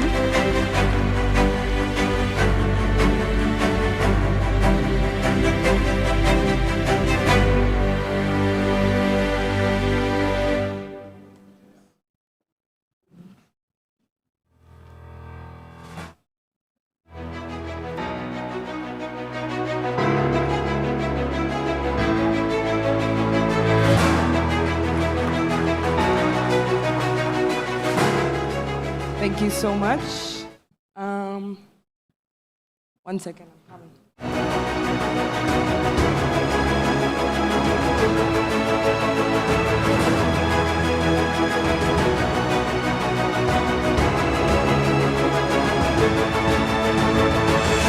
Okay, someone hijacked my plan, but when she comes back, I will do what I wanted to do. But in the meantime, we're going to have our next panel for the incredible founder and CEO of the Financial Boutique and BAL representative in Rwanda, Madame Teta Ndeju. The floor is yours. As you can see, the people in black continue to shine brightest.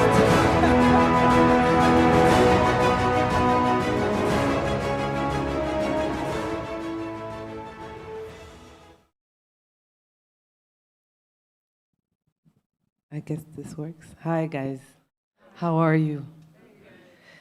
I'm really excited to be here. I want to thank Maimouna and Clarisse and Randy for a second opportunity to contribute to Champions for Change and Champs for Change. I had the great and humble honor to contribute to the book.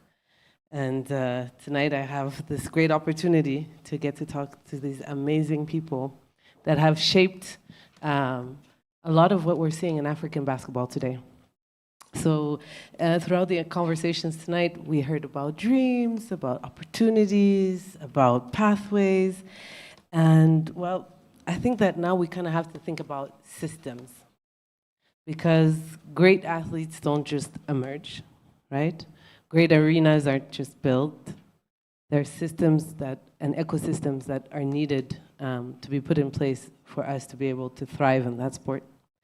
And so how does this actually all happen? How do we create industry? I have the great opportunity to be joined by Clarisse, Manchagua, Yan Maini, and Pops Mensah. Please come join me on the stage. Come next to me. Girl power.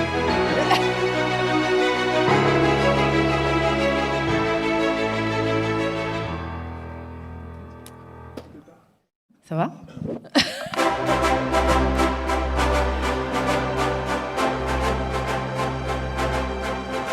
So guys, I mean, you've all been part of shaping African basketball, right? And if I were to ask you what most surprises you of what you're seeing happening today, I would love to hear your comments and your opinions about that. Like, if you look at the sport now, what surprises you most? And we're going to start with you, Yan, because you're trying to get Clarisse to go first. Yeah, of course. She's my big sis. Oh, there you I'm go. the little brother at this panel. Let's start by the smallest. Okay. In age, not in size. Good evening, everyone. Pleasure to be here. Thanks, Teta, for having us on this panel. What surprises me the most? There's not a lot of things that surprises me, really, honestly, because the whole intent behind what we've been building the last 6 seasons has started way before that. And I feel like I've been a part of it, you know, rather that it's Basketball Without Borders Camp or Africa Games or all of these initiatives that was for the build of the game on the continent. So I know the talent that it's here.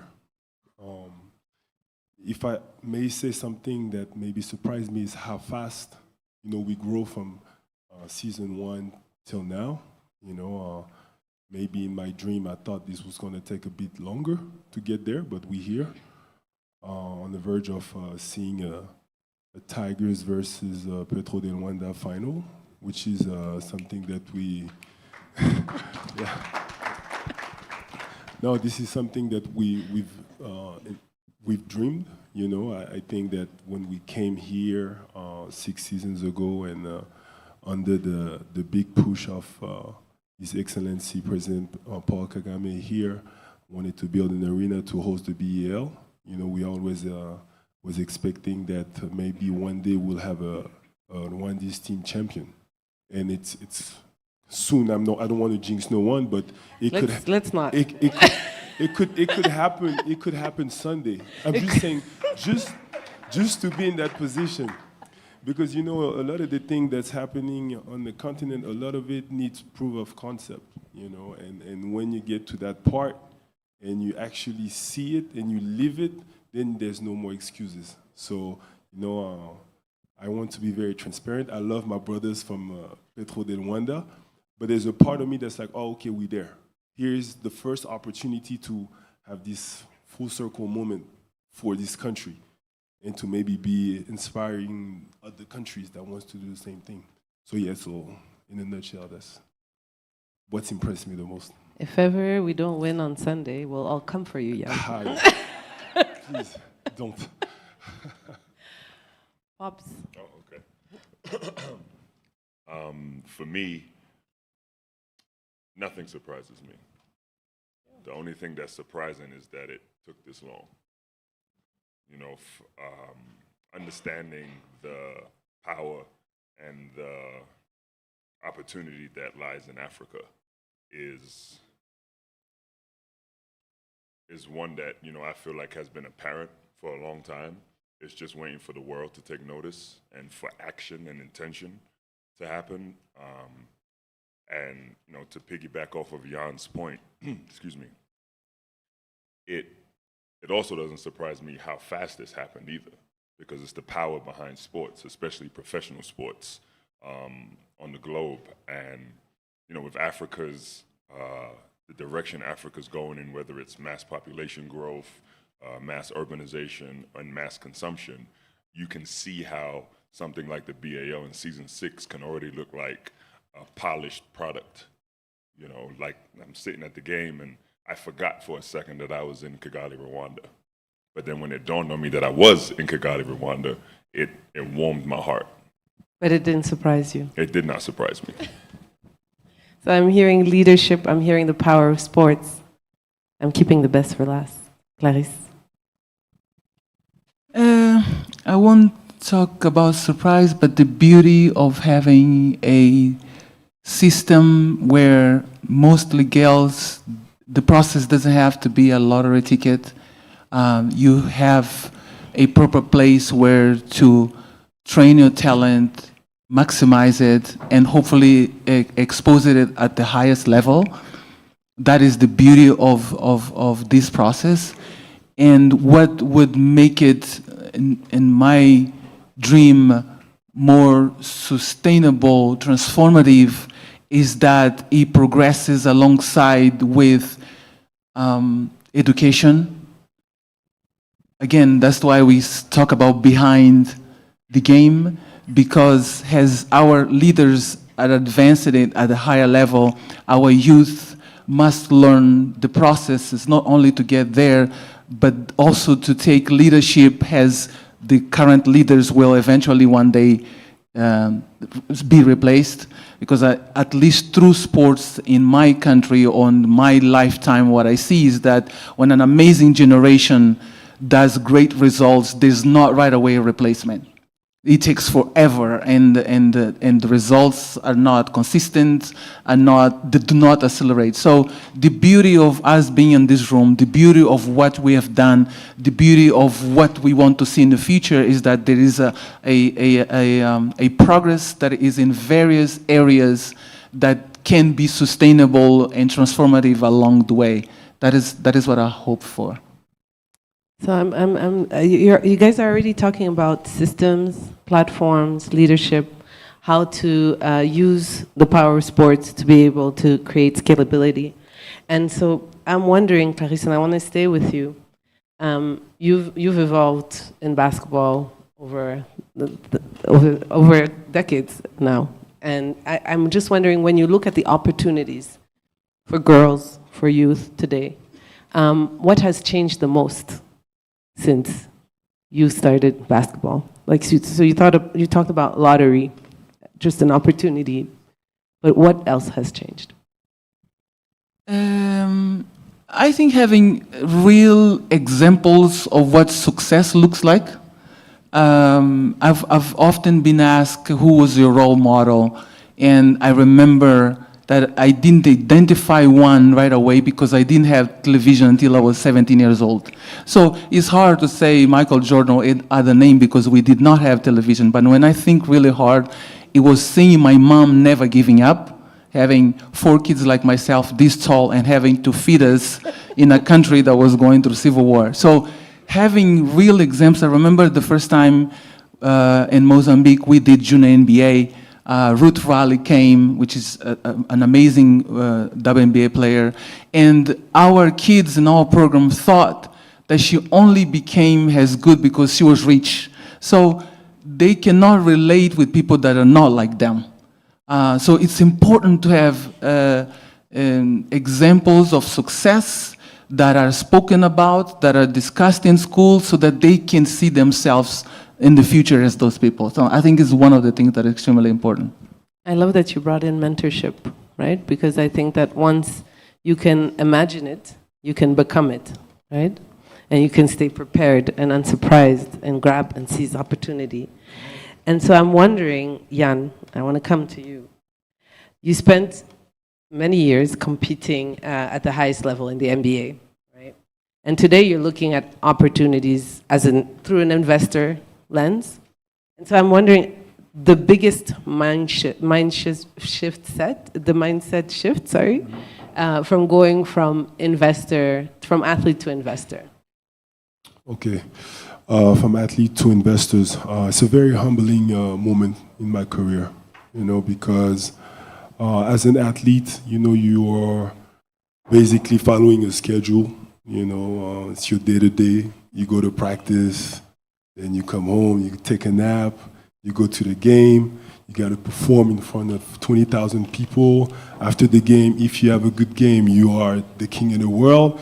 If you have a bad game, you are nothing. So it's like, it's having to manage this for a long period of time has you in a different mind set. Now evolving into an investor's model where you no longer have to follow a schedule, and it's like, okay, you are driven by an investment that you made because you have a vision and because you want to not only talk about it, but you want to be about it. It's a different mindset. And the responsibilities that are coming with that are heavy. And when you make the investment, you don't know all of these responsibilities. It comes later. But I feel like talk about myself, everything that happened in my life prepared me for that moment. It's almost like a continuity, like it's flowing. So, and this BAL is really, I feel like for me, it's full circle because I started a game, I was 11 years old, and I was fortunate enough, my mom is from Jamaica, my dad's from Benin, but me and my siblings, we grew up outside pairs. So I had all the infrastructure needed, and it was very easy for me. But I could see going back home the lack. So fast forward, I started the game in the FIBA ecosystem, which I thought was amazing. But the dream was always to get to the NBA, right? So then, same thing. Fortunate enough, was drafted by the San Antonio Spurs. I'm moving on to the NBA.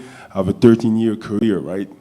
And then as this pivotal moment in my life where I've got this opportunity coming to me, like you could potentially be an NBA Africa investor, and I'm like, well, okay, so yeah, I'm for it, but not understanding that making that decision will have me retire from being an NBA player. So at that time, I was 34 years old. It came out really strong season, had one of my best seasons.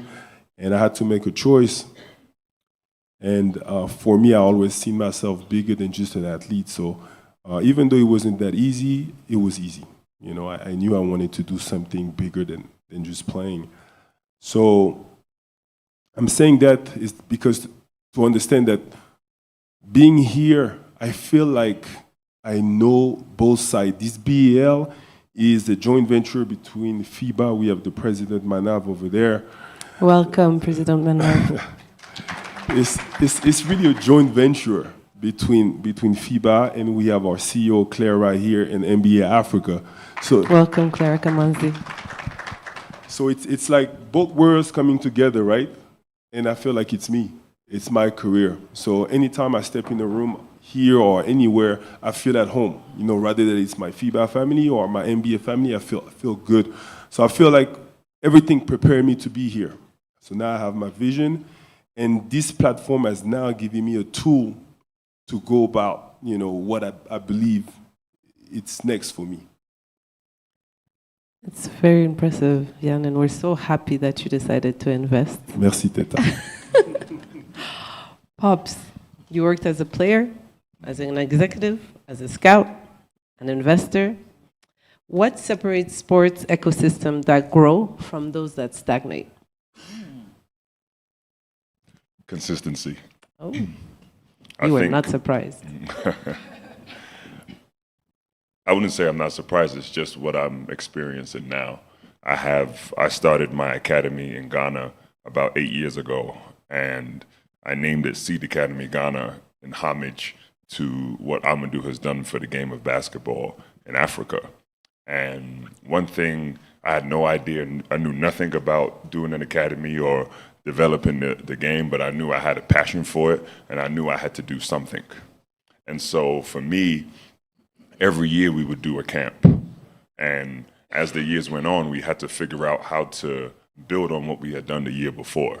And I remember a good friend of mine sat with me and told me that consistency builds community. Consistency builds community. So that taught me that I had to continue to be consistent. I had to continue to provide camps, do events, provide off-court programming for these kids, because I knew if we continued to be consistent, then that development would transpire. So when I see the BAL, again, I'm not surprised that we're here, because consistently we excuse me. BL ambassador. Forgot for a second. I've been up since 6 a.m., so don't judge me. But we've built something that every year has developed. I remember in year 3, somebody asking me what I thought about it, and I was mind blown of how far the league has come. And then in year 6, I could easily be at an NBA playoff game, just with the atmosphere, with the energy, the fan engagement, the response that we're seeing on social media, the response I'm getting. People are reaching out to me, somebody who wants to learn more about Africa, and it's really amazing to see and be a part of. And I'm a believer. I left my job as an executive in the NBA because I believe in doing something purposeful and fulfilling to impact the youth that are here and be that mirror image of success, to make sure that these youth have somebody to look at and somebody to aspire to shorten that curve of success for them, and they can put Africa on the world stage that it needs to be. as you all three did. We're talking about behind the game, but also beyond the game, right? And it's so we often talk about basketball or sports as entertainment, but it's also jobs, it's technology, it's media, it's tourism, it's events, it's business. So, and this is for all three of you. When we think about the future of African basketball, where do you see the biggest opportunities beyond playing, beyond the court? Clarisse.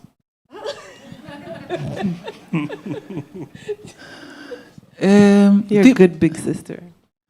I am a big sister. He's amazing. I don't know if I can focus on one. I think again, I'm gonna use the word beauty.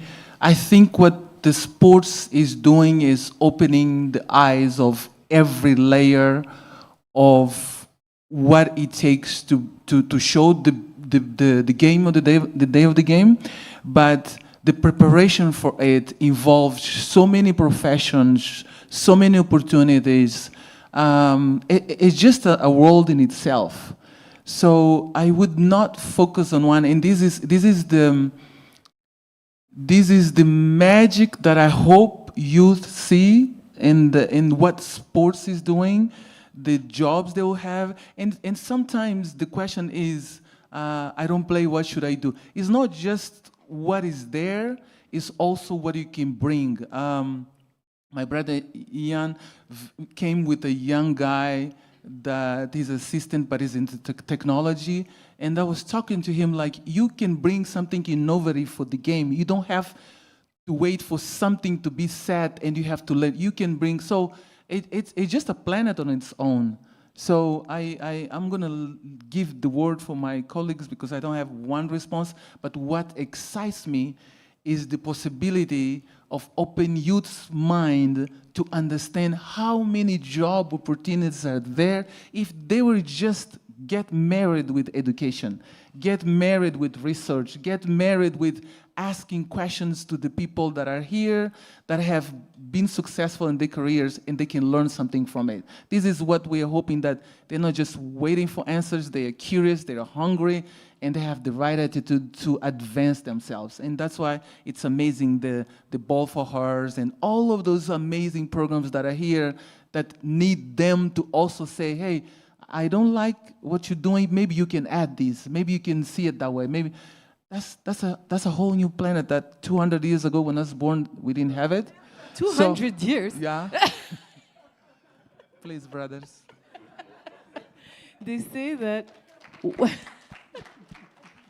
you really don't look it. They say that one NBA player creates about 37 jobs. So I think, yes, knowledge, curiosity, there is definitely opportunity. Jan, I see you ready to follow.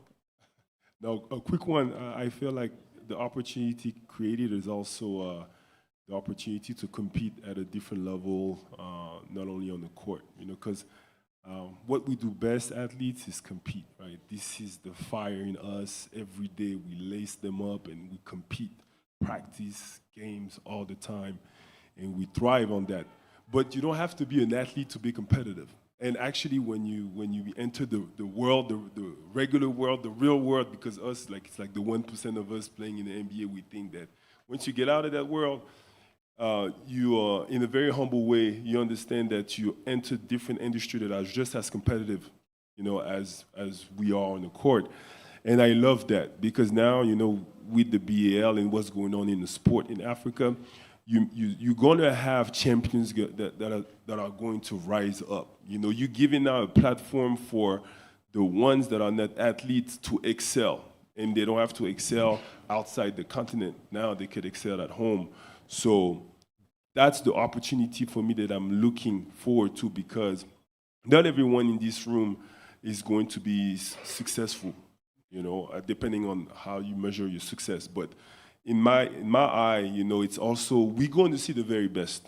And looking forward to that, the very best here may be the very best anywhere else, And I come from the NBA, but I really believe that, I don't know, there's many years, fast forward, what we do could surpass the NBA. Like it's not for me a dream. Like How am I not hearing claps? it's real. It's really real, and time will tell. But the opportunity that lays in front of us, last week we had the Investors Summit, and you look, and Victor said it earlier, it was about 200 people. Same thing, in those 200 people, some are going to do great things, some not. And it's the competition that I love. You know, it gives you a platform to, okay, you have a good idea. Those are the people in your ecosystem, you know. We're going to help each other, but at the end of the day, there's going to be a competition. So this will put Africa on the map. You know, we will do it from a different angle than, you know, we've seen in the past. And for me, that is the real opportunity. Amen. Pops?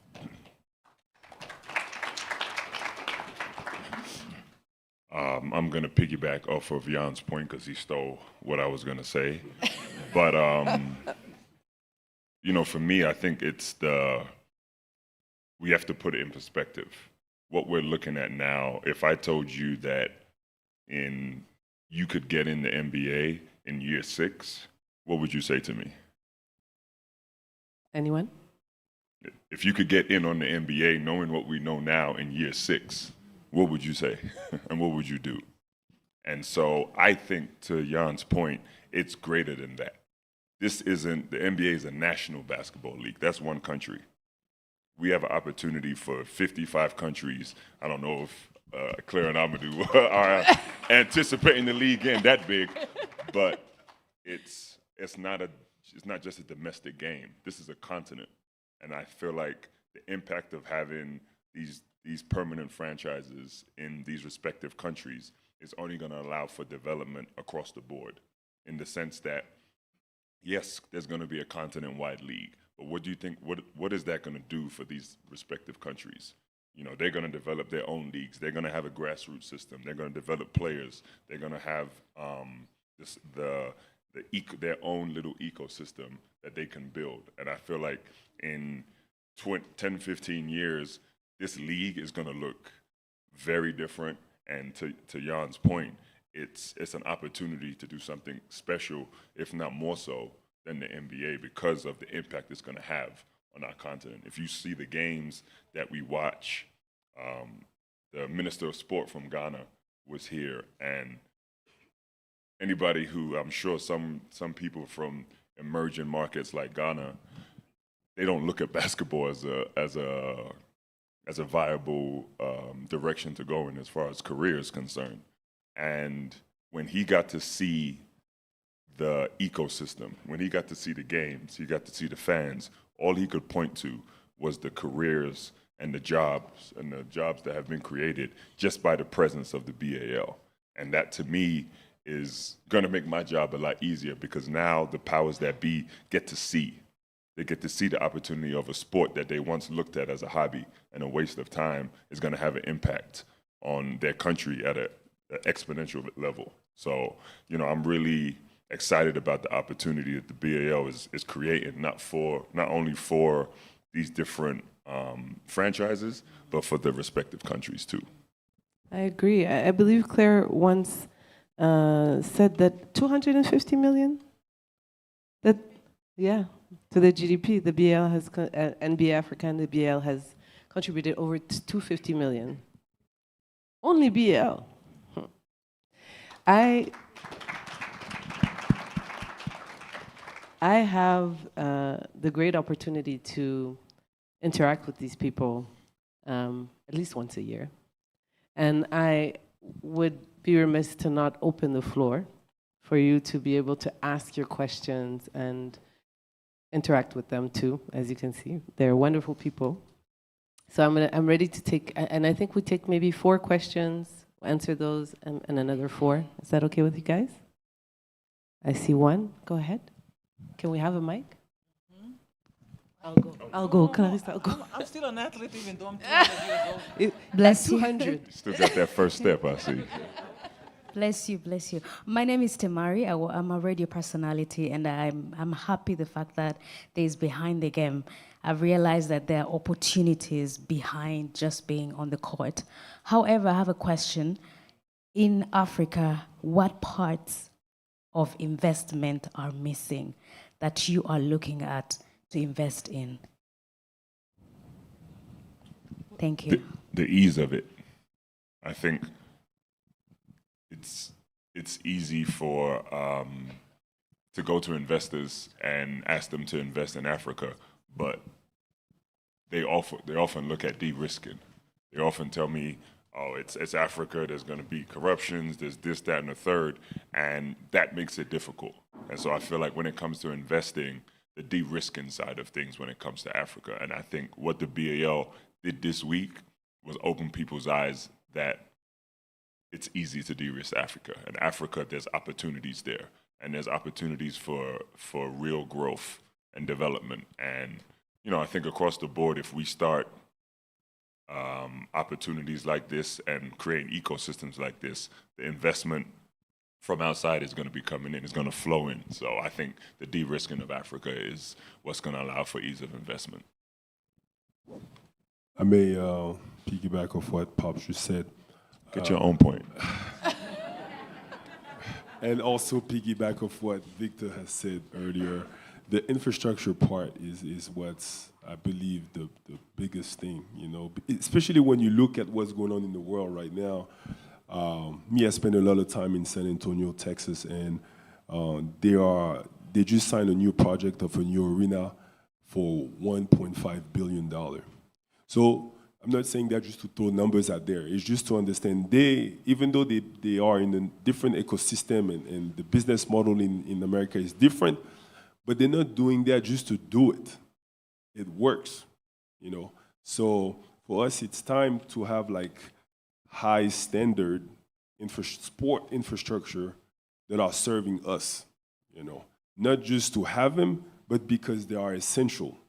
They are essential to the growth of the game, and they are essential of the sport industry that we're building. You know, so really keyed on the infrastructure side. No, I just would like to emphasize soft skills, and I think that's what the Champs for Change wants to do. I think there's a tendency to not give enough importance to the challenges of our education, and therefore youth, when they finish college, they don't have access to jobs right away. That is a big struggle, because I think there is no denial of the attitude of Africans, of the resilience, of hunger for more, but then we lack those skills that will allow us to be in a position to negotiate properly for our own rights, for the position that we want, without being rude or misperceived in a certain way. So those are the things that most investors that come from a world where education is at the highest level, they don't give value. They don't see it, and they might think it's a waste of money. But I find it extremely important, because it allows the future generation to be the leaders that will replace those who came with education from abroad, but then one day will have to retire. So that is a skill that often is taken for granted, and that's why it's important that we share not only how we got there, but how to guide them with mentorship and training, all of that. It's often disregarded.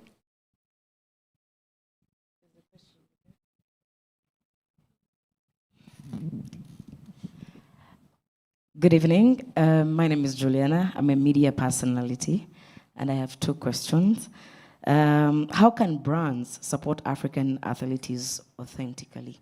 It is usually the brands tend to ignore athletes or the games basically in Africa. And I also would like to know, how does success look after the NBA for you guys? Thank you.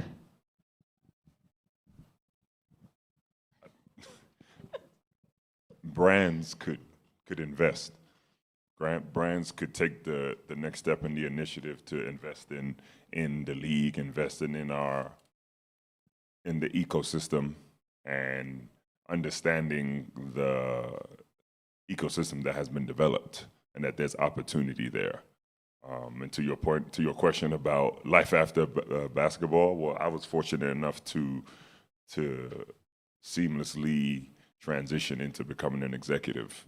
By yourself, so it takes by yourself, so it takes a whole community, it takes your family, the whole community, it takes your family, God, everyone is elevating you, right? And you have a duty to get back. For me, it's not something that is up for debate. Once you are the one that has been elevated, then it's part of the mission to look at yourself and be like, okay, now what can I do to reach back? What can I do to give back? What can I do to better my community, better my surrounding? So life after basketball has been none but that. And every day I wake up, I don't put an alarm clock. I wake up because I have that drive in me, and I mean it. I want good for my people. I could have lived a very relaxed life in America, drive my nice cars and things like that, which I could still do here, but I could have done that over there, but there's no meaning behind it.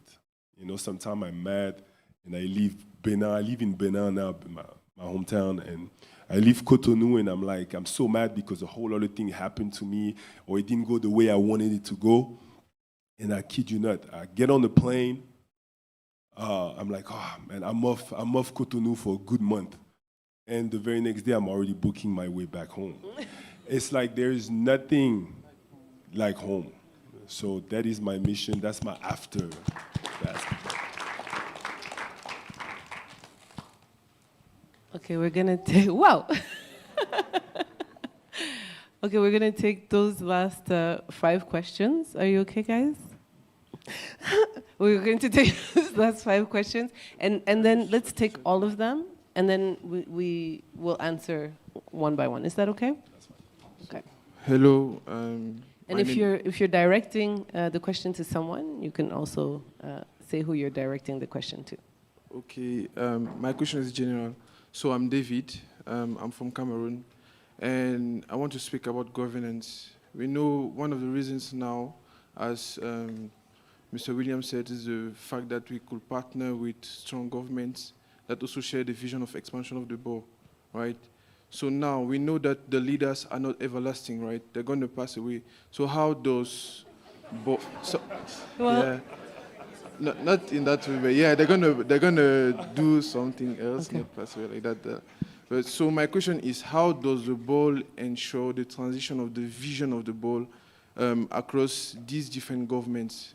Because today, I'm in Cameroon, my president might decide to go back to the village, and there might be someone else taking in. So how does the ball translate that vision, the vision of expansion, to someone? Because we know in African governments, we have conservatives, people that would prefer to stay with what they have, and we rarely have these people that are willing to go out and explore other ventures. So how does the ball does that, translate the vision to the future generation of leaders and also the people? This is understood. So we're gonna have to shorten it. We're running short on time, so we'll only take 3. Yes. My name is Sandra Gatete, and my question is around mental health. Are we discussing mental health for our athletes, but also from our great athletes? Has it helped you having access to mental health to lengthen your journey? Thank you. And the last one, we're gonna go with the back. I can't do 5. Oh, this side, sorry. Okay, we'll do 1 over there. The majority, I'm sorry. Yeah, we're gonna give it to that side as well. Hello, my name is Stafford Ngombuye, and I'm the co-founder of a startup called WeCraft, which aims to help children connect their aspirations to the real life. So basically wanting to be young and actually being young. So we're in the middle. So my question is, goes to the three of you. Who did you want to be when you were young? 6, 7, 8 years old. What did you aspire to become? And going back in time, what advice would you give to your younger ones, to yourselves, the younger you, the younger version of yourselves? Thank you. So each one of you is going to answer one question, okay? Which one do you want to take? I want to answer to him. When I was... So when I was 6, 7 years old, all I knew is that I didn't want to be as tall as I was. Because the culture, the African culture, or the culture, when you don't understand something, you tease the person. You make the person hate what you are. So what I tell the younger, what I work on the younger generation now that is that age is self-esteem. Is one of the things that is most important. Essentially in a culture where I work, where often poverty makes choice. Sustainability. Jan wants me to take mental health, so I'm going to take governance. No, I think that's an amazing question. And, you know, this is, especially being in Africa, where I feel mental health was once looked at as taboo. And yeah, I mean, I grew up in an era and with a tradition where that you're not supposed to show emotion, you're not supposed to show sensitivity, especially as an African man. And it was something that I was blinded by all the way through to my NBA career until I got to the NBA as a rookie, and I was in a uncommon place that I realized after the fact that it was my mental health that I was suffering from, and I was struggling at the time. But while I was in it, I didn't know what was going on. So when I was able to overcome and, you know, found the necessary resources to get beyond that, I wanted to make sure that no other athlete went through the same thing I did, because I knew how difficult it was for me to operate. I remember there was times I would just sit in the dark when I came home from practice, and I was in the NBA. Like where I came from, guys don't make it to the NBA like that. Where we all come from, we don't get those opportunities. And I had an opportunity that was life-changing, that was going to impact not only my family, but my country and those who look like me. And I was depressed. I was depressed, and you know, I didn't know how to handle it. I didn't know how to address it. I didn't know how to lean on others for help. And for some reason, I felt like lesser than, because I was struggling, and I felt like I wasn't strong enough to endure. And it wasn't until I overcame that I realized we have to give space. We have to also, you know, speak about these uncomfortable conversations. You know, I think the NBA is doing a great job now of highlighting mental health, and the WNBA is doing it also. But I think just making it more of a comfortable space is going to allow for people, because people struggle. People really struggle out here with their mental health. So I think as figureheads, as a league like the BAL, we can make sure, especially on the continent, we exposed Africa to a sport that was probably that's been looked at as a hobby, and now it's looked at as a viable business. We can do the same for mental health. You know, look at it as a space where, you know, people can get help instead of looking down on it. Yes. I knew it, Pops. I knew it. That was a question for you. I knew that. When it comes to governance, I'll try to make it short. I think it's about understanding everyone's role. You know, me, one more time, I was born, you know, from a great heritage, and Benin has been amazing when it comes to governance. Our former president, we just got a new president in, but our former president really exhausted the real meaning of good governance and what could be done in Africa. I believe at the larger scale, the governance and the public sector are meant to do the big job, the massive job, you know, to rise up. And then it's on the private sector to then guide this talent to the highest level. So understanding this and having people in a position that understand that is crucial, you know, for us.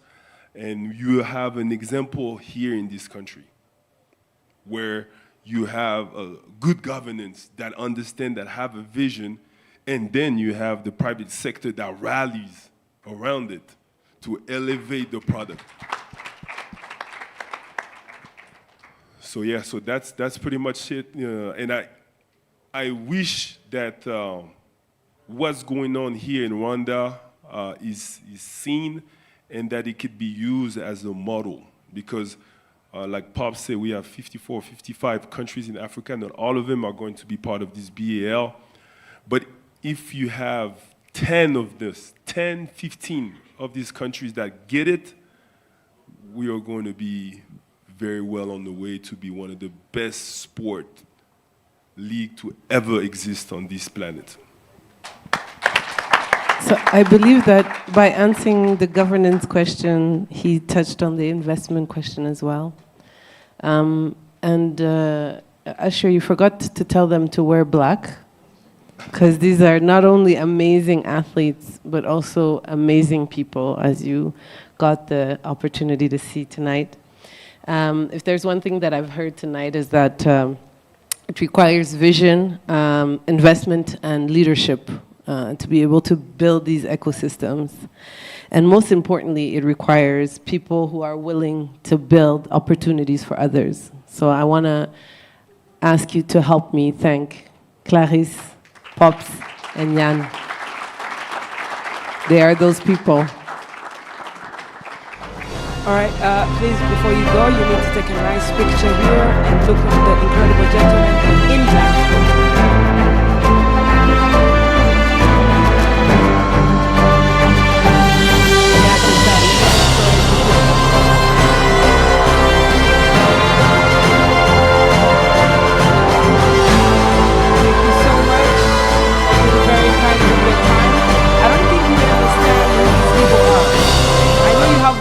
But these are very serious people. No, obviously, I'll highlight everything that they've done in the past. Of course, starting with Tetan Dejuru. As we said earlier, she's a representative of the BAL in Rwanda. Clarisse Mashangwana, drafted by the LA Sparks in 1999. So she's not 200 years, she's lying. Yeah, obviously, she got to play in the WNBA when it was still very young, and represented Mozambique in so many tournaments. And Jan won the NBA in 2011 with the Dallas Mavericks. And for those who don't remember, that was against LeBron James, Dwayne Wade, Chris Bosh. Yeah, they came into that playoffs with, as the favorites. And of course, Pops Mensah Bonsu played for Team GB at the London 2012 Olympic Games, and very proud to be from Ghana. Okay, I know people don't like surprises, but Clarisse talked about consistency, and of course there was mention on the panel about role models. Now, over 10 years ago, as a junior journalist here in Rwanda, I used to spend a lot of time at the Amahoro Stadium when it was not yet that fancy, by the way. And there's a young lady who used to, come and practice early mornings, lunchtime, 1 p.m., in the evenings. And many years later, I got to watch her become the first ever female referee to officiate at the Africa Cup of Nations. I was inside the Ahmadou Ahidjo Stadium in Yaoundé, and it was a very emotional moment for me personally.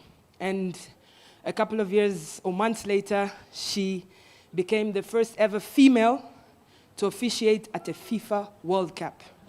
And she's from Rwanda, okay? So, Salma Mukansanga, I want you to please, in 1 minute,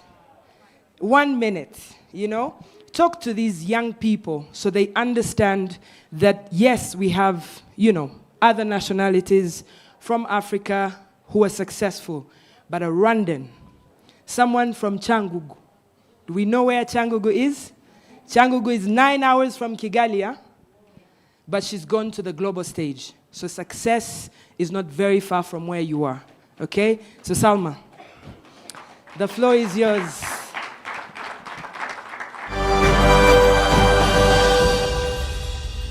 You like surprise? My goodness. There was tall people here. I'm a short, but it doesn't matter. It's just loving what you are doing. Because coming from the village, in town, in the map of the world, it's just the passion and the love of what you want to become and what you see in front. Because I see many youngs, they say they want to be like me, like somebody else. It doesn't start from looking at them only. Just learn from them and then give the best of what you have. Because the opportunity are open.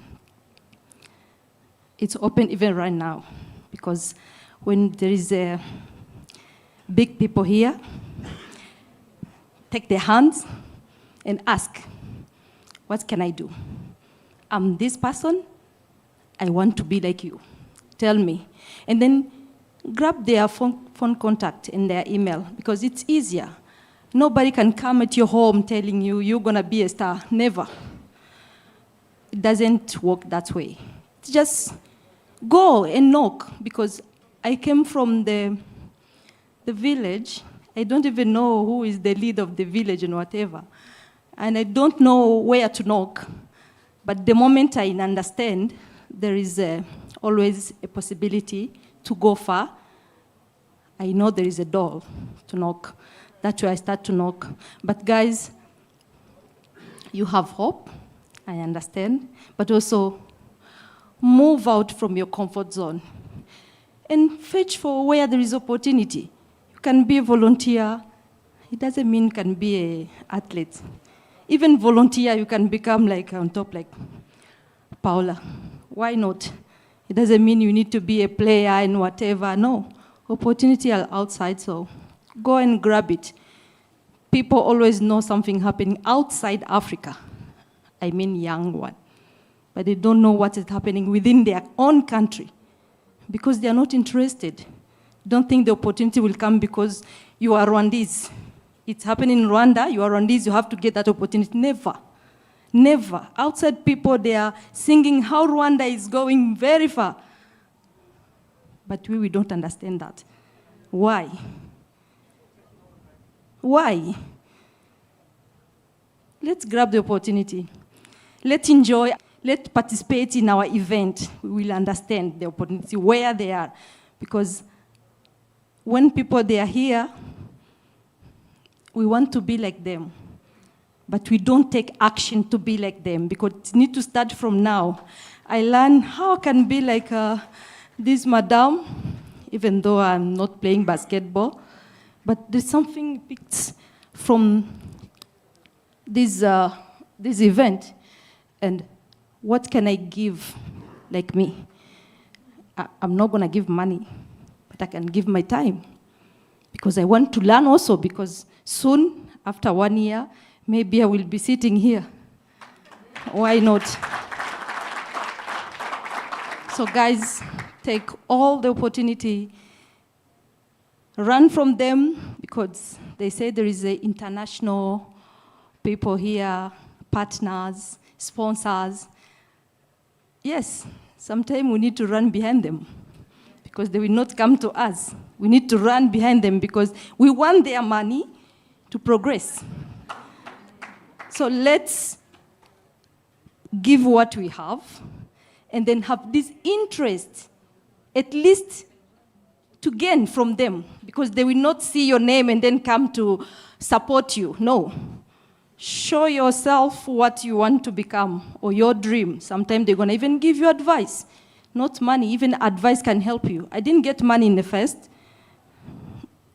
I shall know, but I get advice. At least from that advice, I get money. So you can even work in that way so that at least you can even reach far, more than we are. It's 2 minutes. Thank you so much. Thank you so much.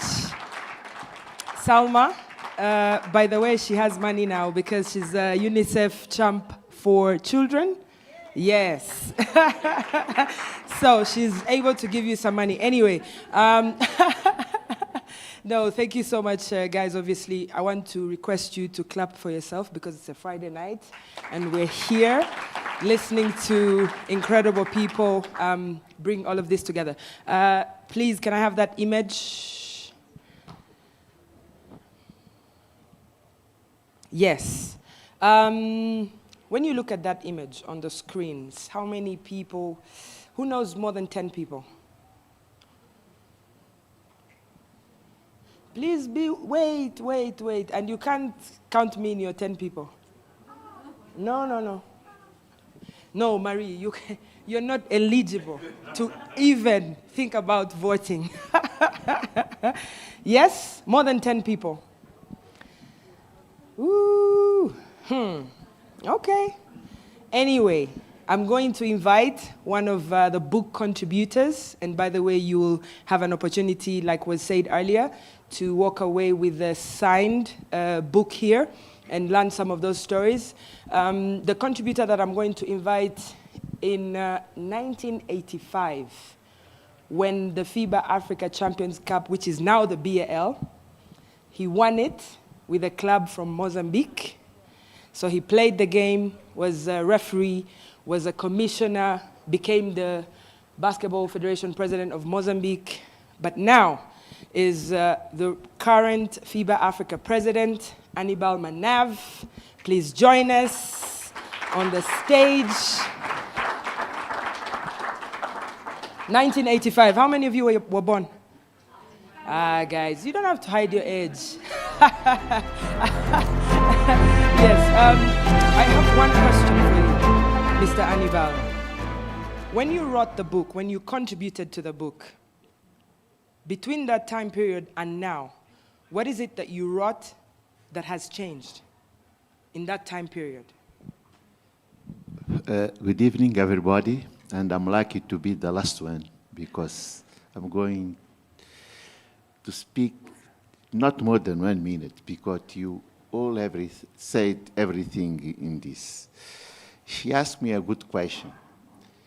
Basically, I would say exactly the same because I don't know there's any story of a successful people that there is no story of perseverance, story of hard work. Their life is not easy, but for us to succeed, we need to all work a lot, culture of self-training, and for you young people, don't be afraid to fail. You have to fail to succeed. There is no one that, even me, I was top today as FIBA Africa president, but I failed a lot. The problem is when you fail, you need to understand how to correct, not to say that I failed because someone, like some players, after the games, when they fail, they say that is the referee problem. No, you have to look yourself, okay? Thank you very much.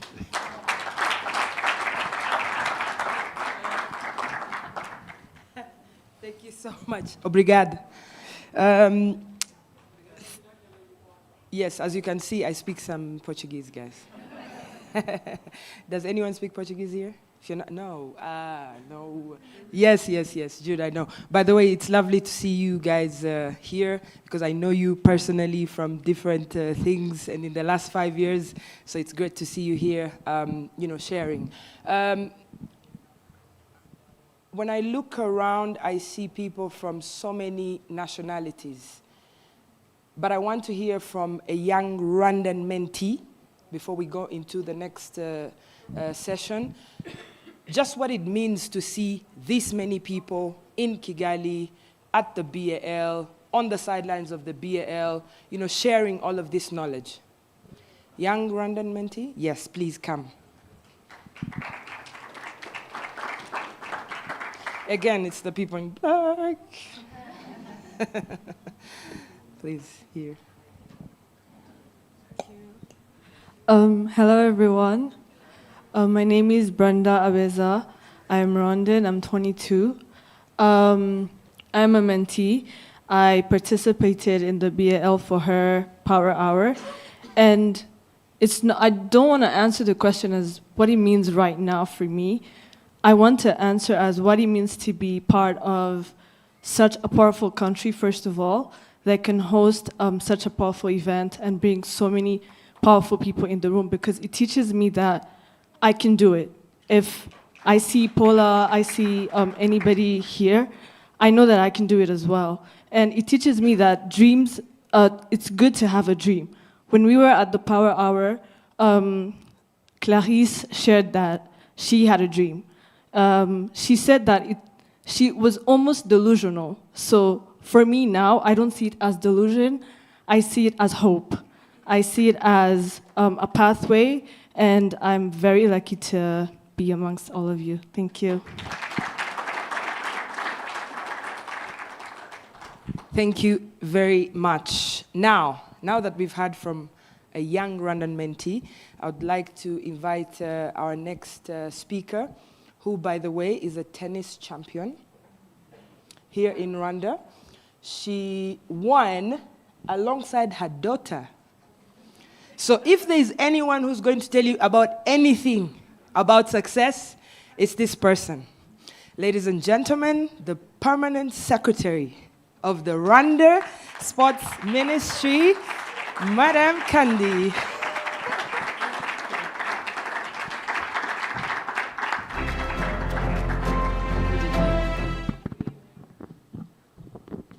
I didn't win tennis. I won padel. No, padel. And not with my daughter, with a friend. My daughter participated, but she reached the semi-final and she was eliminated, unfortunately, yes. Young innovators, future champions, leaders of the African sports ecosystem, it's a privilege to have hosted you here tonight and to have hosted the second edition of Champs for Change. I would like to commend the C4C team for building a platform that understands an important truth, that sports, it's not only about competition. Sport is about people, it's about opportunity, it's about identity, dignity, jobs, innovation, and the future that we choose to build together. This year's theme behind the game is especially meaningful, because behind every athlete that we celebrate, there is a system.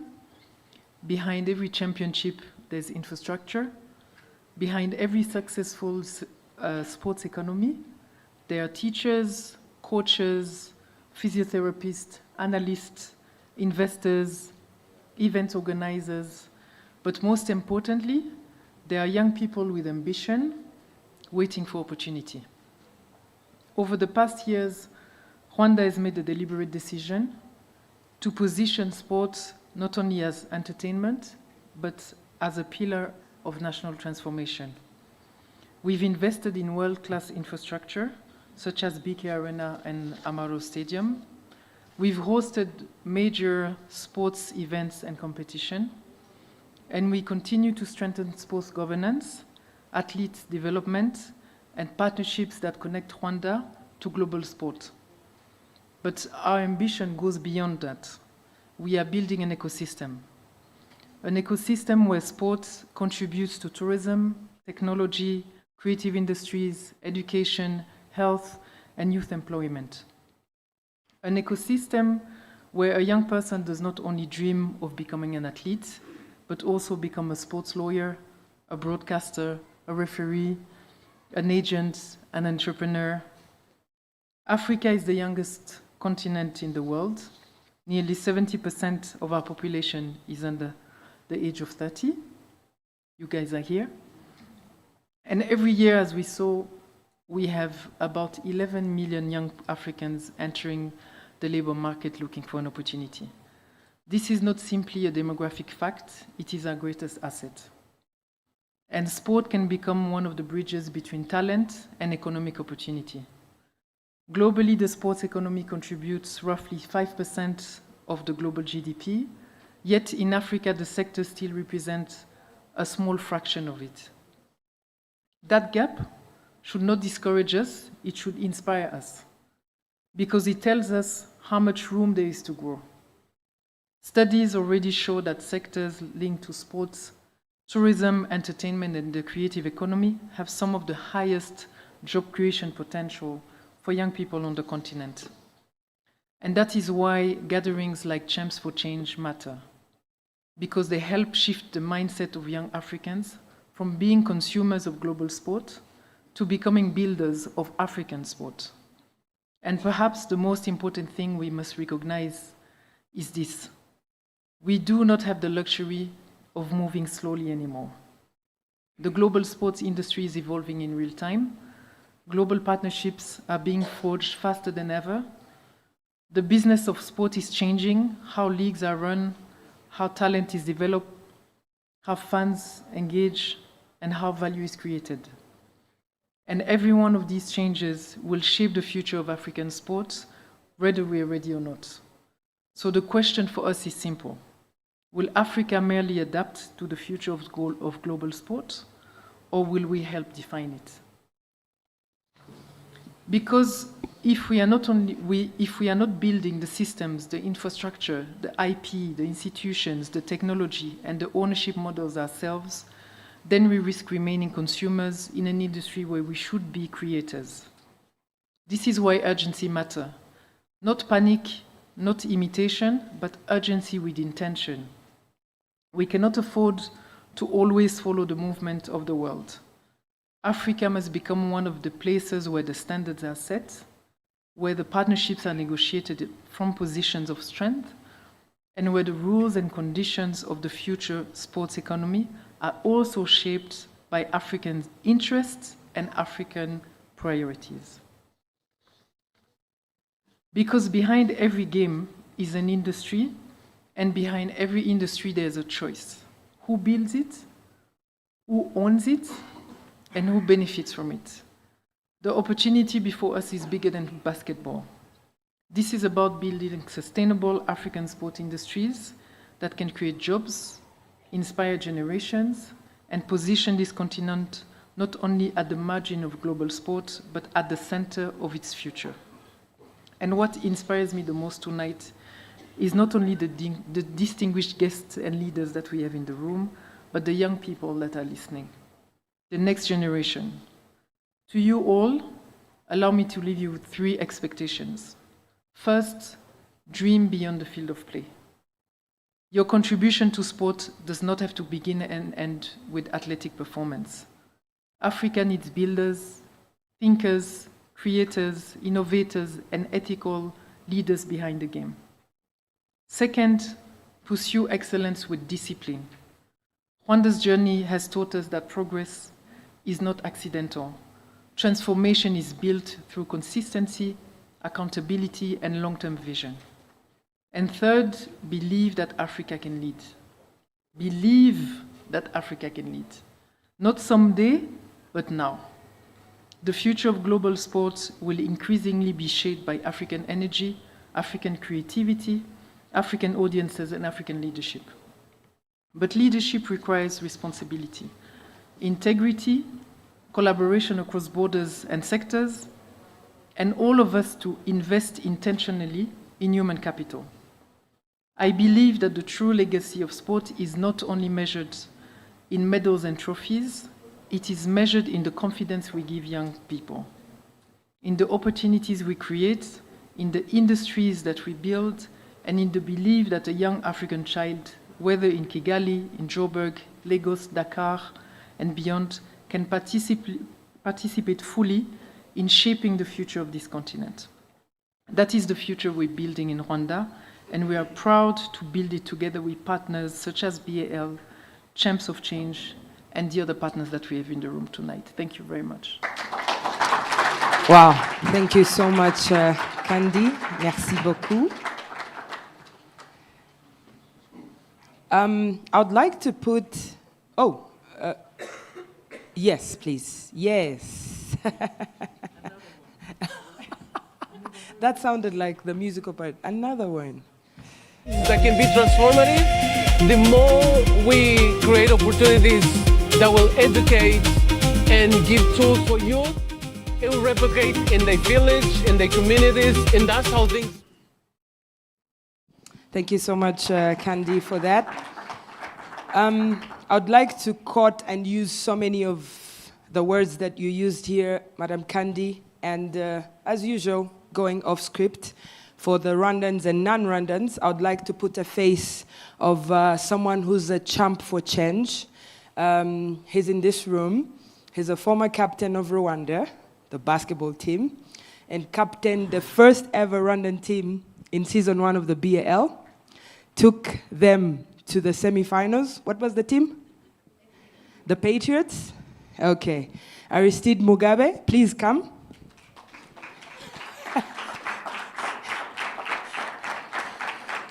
I like to call Aristide Mugabe the face of Rwandan basketball because as a very young teenager, he got a basketball scholarship to go to Laser Hill.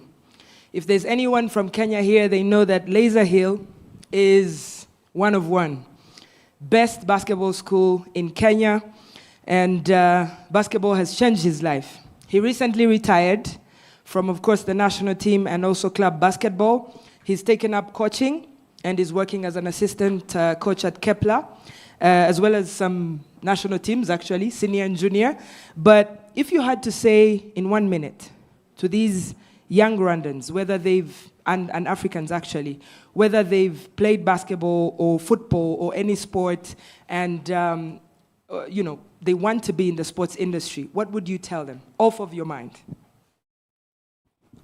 Thank you. It's a great pleasure to be here, and good to see all of you.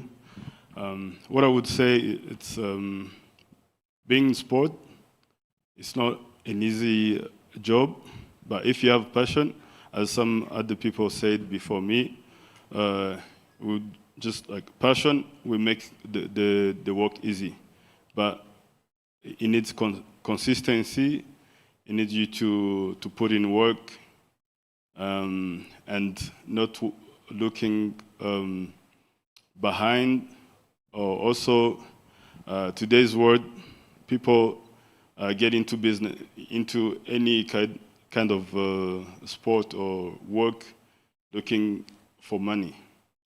If you're going into sport looking for money, it won't take long for you to quit. So it's better for you to put in work, measure success from where you come from today to tomorrow in terms of being better. Let's say if I play basketball, I would be looking if today I can make maybe 2 out of 10 3-point shot, tomorrow I'm looking to make maybe 5 out of 10. So that's how I will motivate myself. And working through that, in a long run or in a short run, who knows? We bring the money or the success in terms of the growth, money, family, anything. But consistency, love the sport you're in, and don't take a shortcut. Thank you very much. Don't side-eye me. I'm on this side. Thank you so much, Aristide Mugabe. Really appreciate your kind words. I think we're going to the last part of this session, and I would like to invite the co-founders of Champs for Change, C4C, to come to the stage so that we can wrap it up. Dr. Memuna Williams. Before I say your name, you can come to the stage. Randy Sumaru.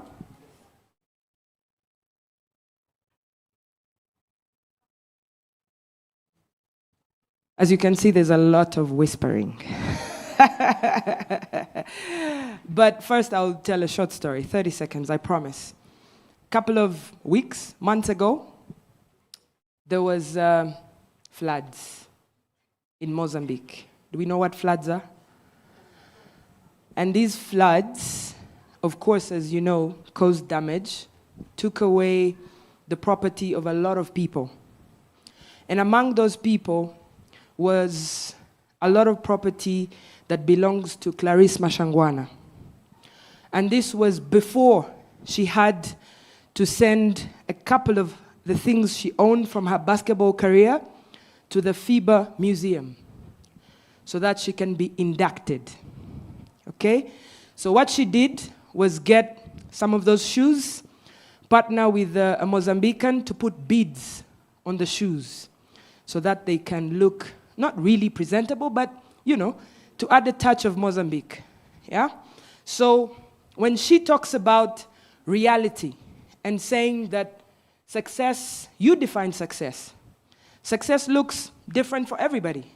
You know, for her, as a young girl from Mozambique, she went to the WNBA, and right now is sitting here mentoring you and is giving her time, you know, to show you that you too can be successful, in whichever way you want to describe success, right? So when we celebrate her as a FIBA Hall of Famer, I mean, how many do you know in your life that you've met in real time? Yeah? So let's kindly please celebrate Madame Clarisse Mashangwana and everything that she's done. Okay. Congratulations, Clarisse. The only thing that I will add is a lot of whispering is an indication that this was a surprise for Clarisse. And she specifically asked us not to draw attention to her and not to do this. But we felt we would be remiss if we didn't, because it is an amazing accomplishment to be inducted into the FIBA Hall of Fame. And after all, we have the good fortune of having Clarisse as our partner. So we wanted to just say congratulations to Clarisse. Yes, please be upstanding. Thank you. It's a big deal. And we won't take too much of your time. You've been very patient with us. Thank you, Madam Permanent Secretary. It's our pleasure to have had you.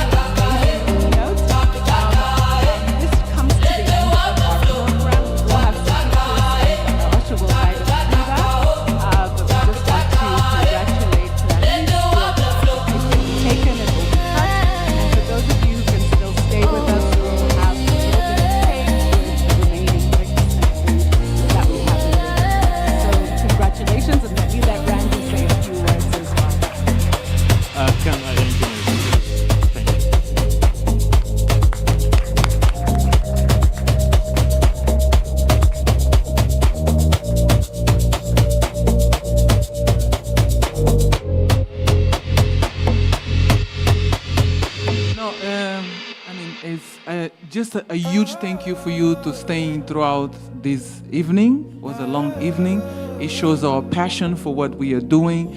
And most importantly, the voices that were heard here show that they believe their story is not yet finished. And what will make the next chapter is the investment on them, on the dreams and the path of Africa. So this cake is actually the window that we are opening for youth to have an opportunity to explore and maximize their talent. So it's our cake, let's eat it. Okay, before we eat the cake, can we actually cut the cake, please? Wait, yes, the photographer and everybody.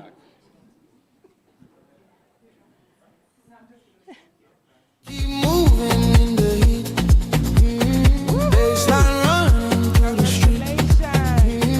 Drums are talking loud and clear. Feel the magic pulling near. Let it take your mind away. Feel the power in the As we cut the cake, I'm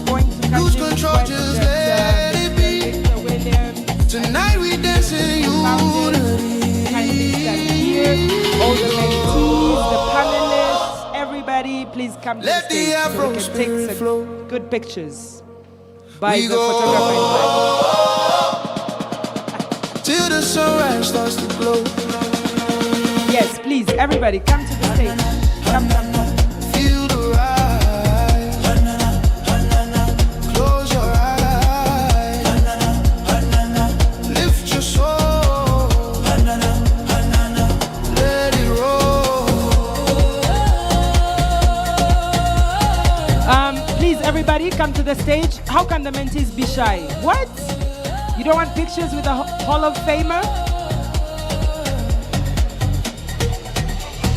Moonlight painting on your Please, you can come to the front so we can take the picture. Please, everybody. every heartbeat, every breath. Dance like nothing else is left. We go Yes, please come.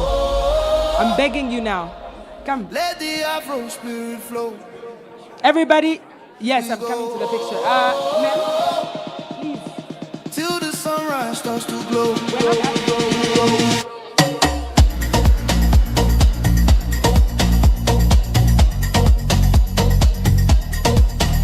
Okay, we're almost there.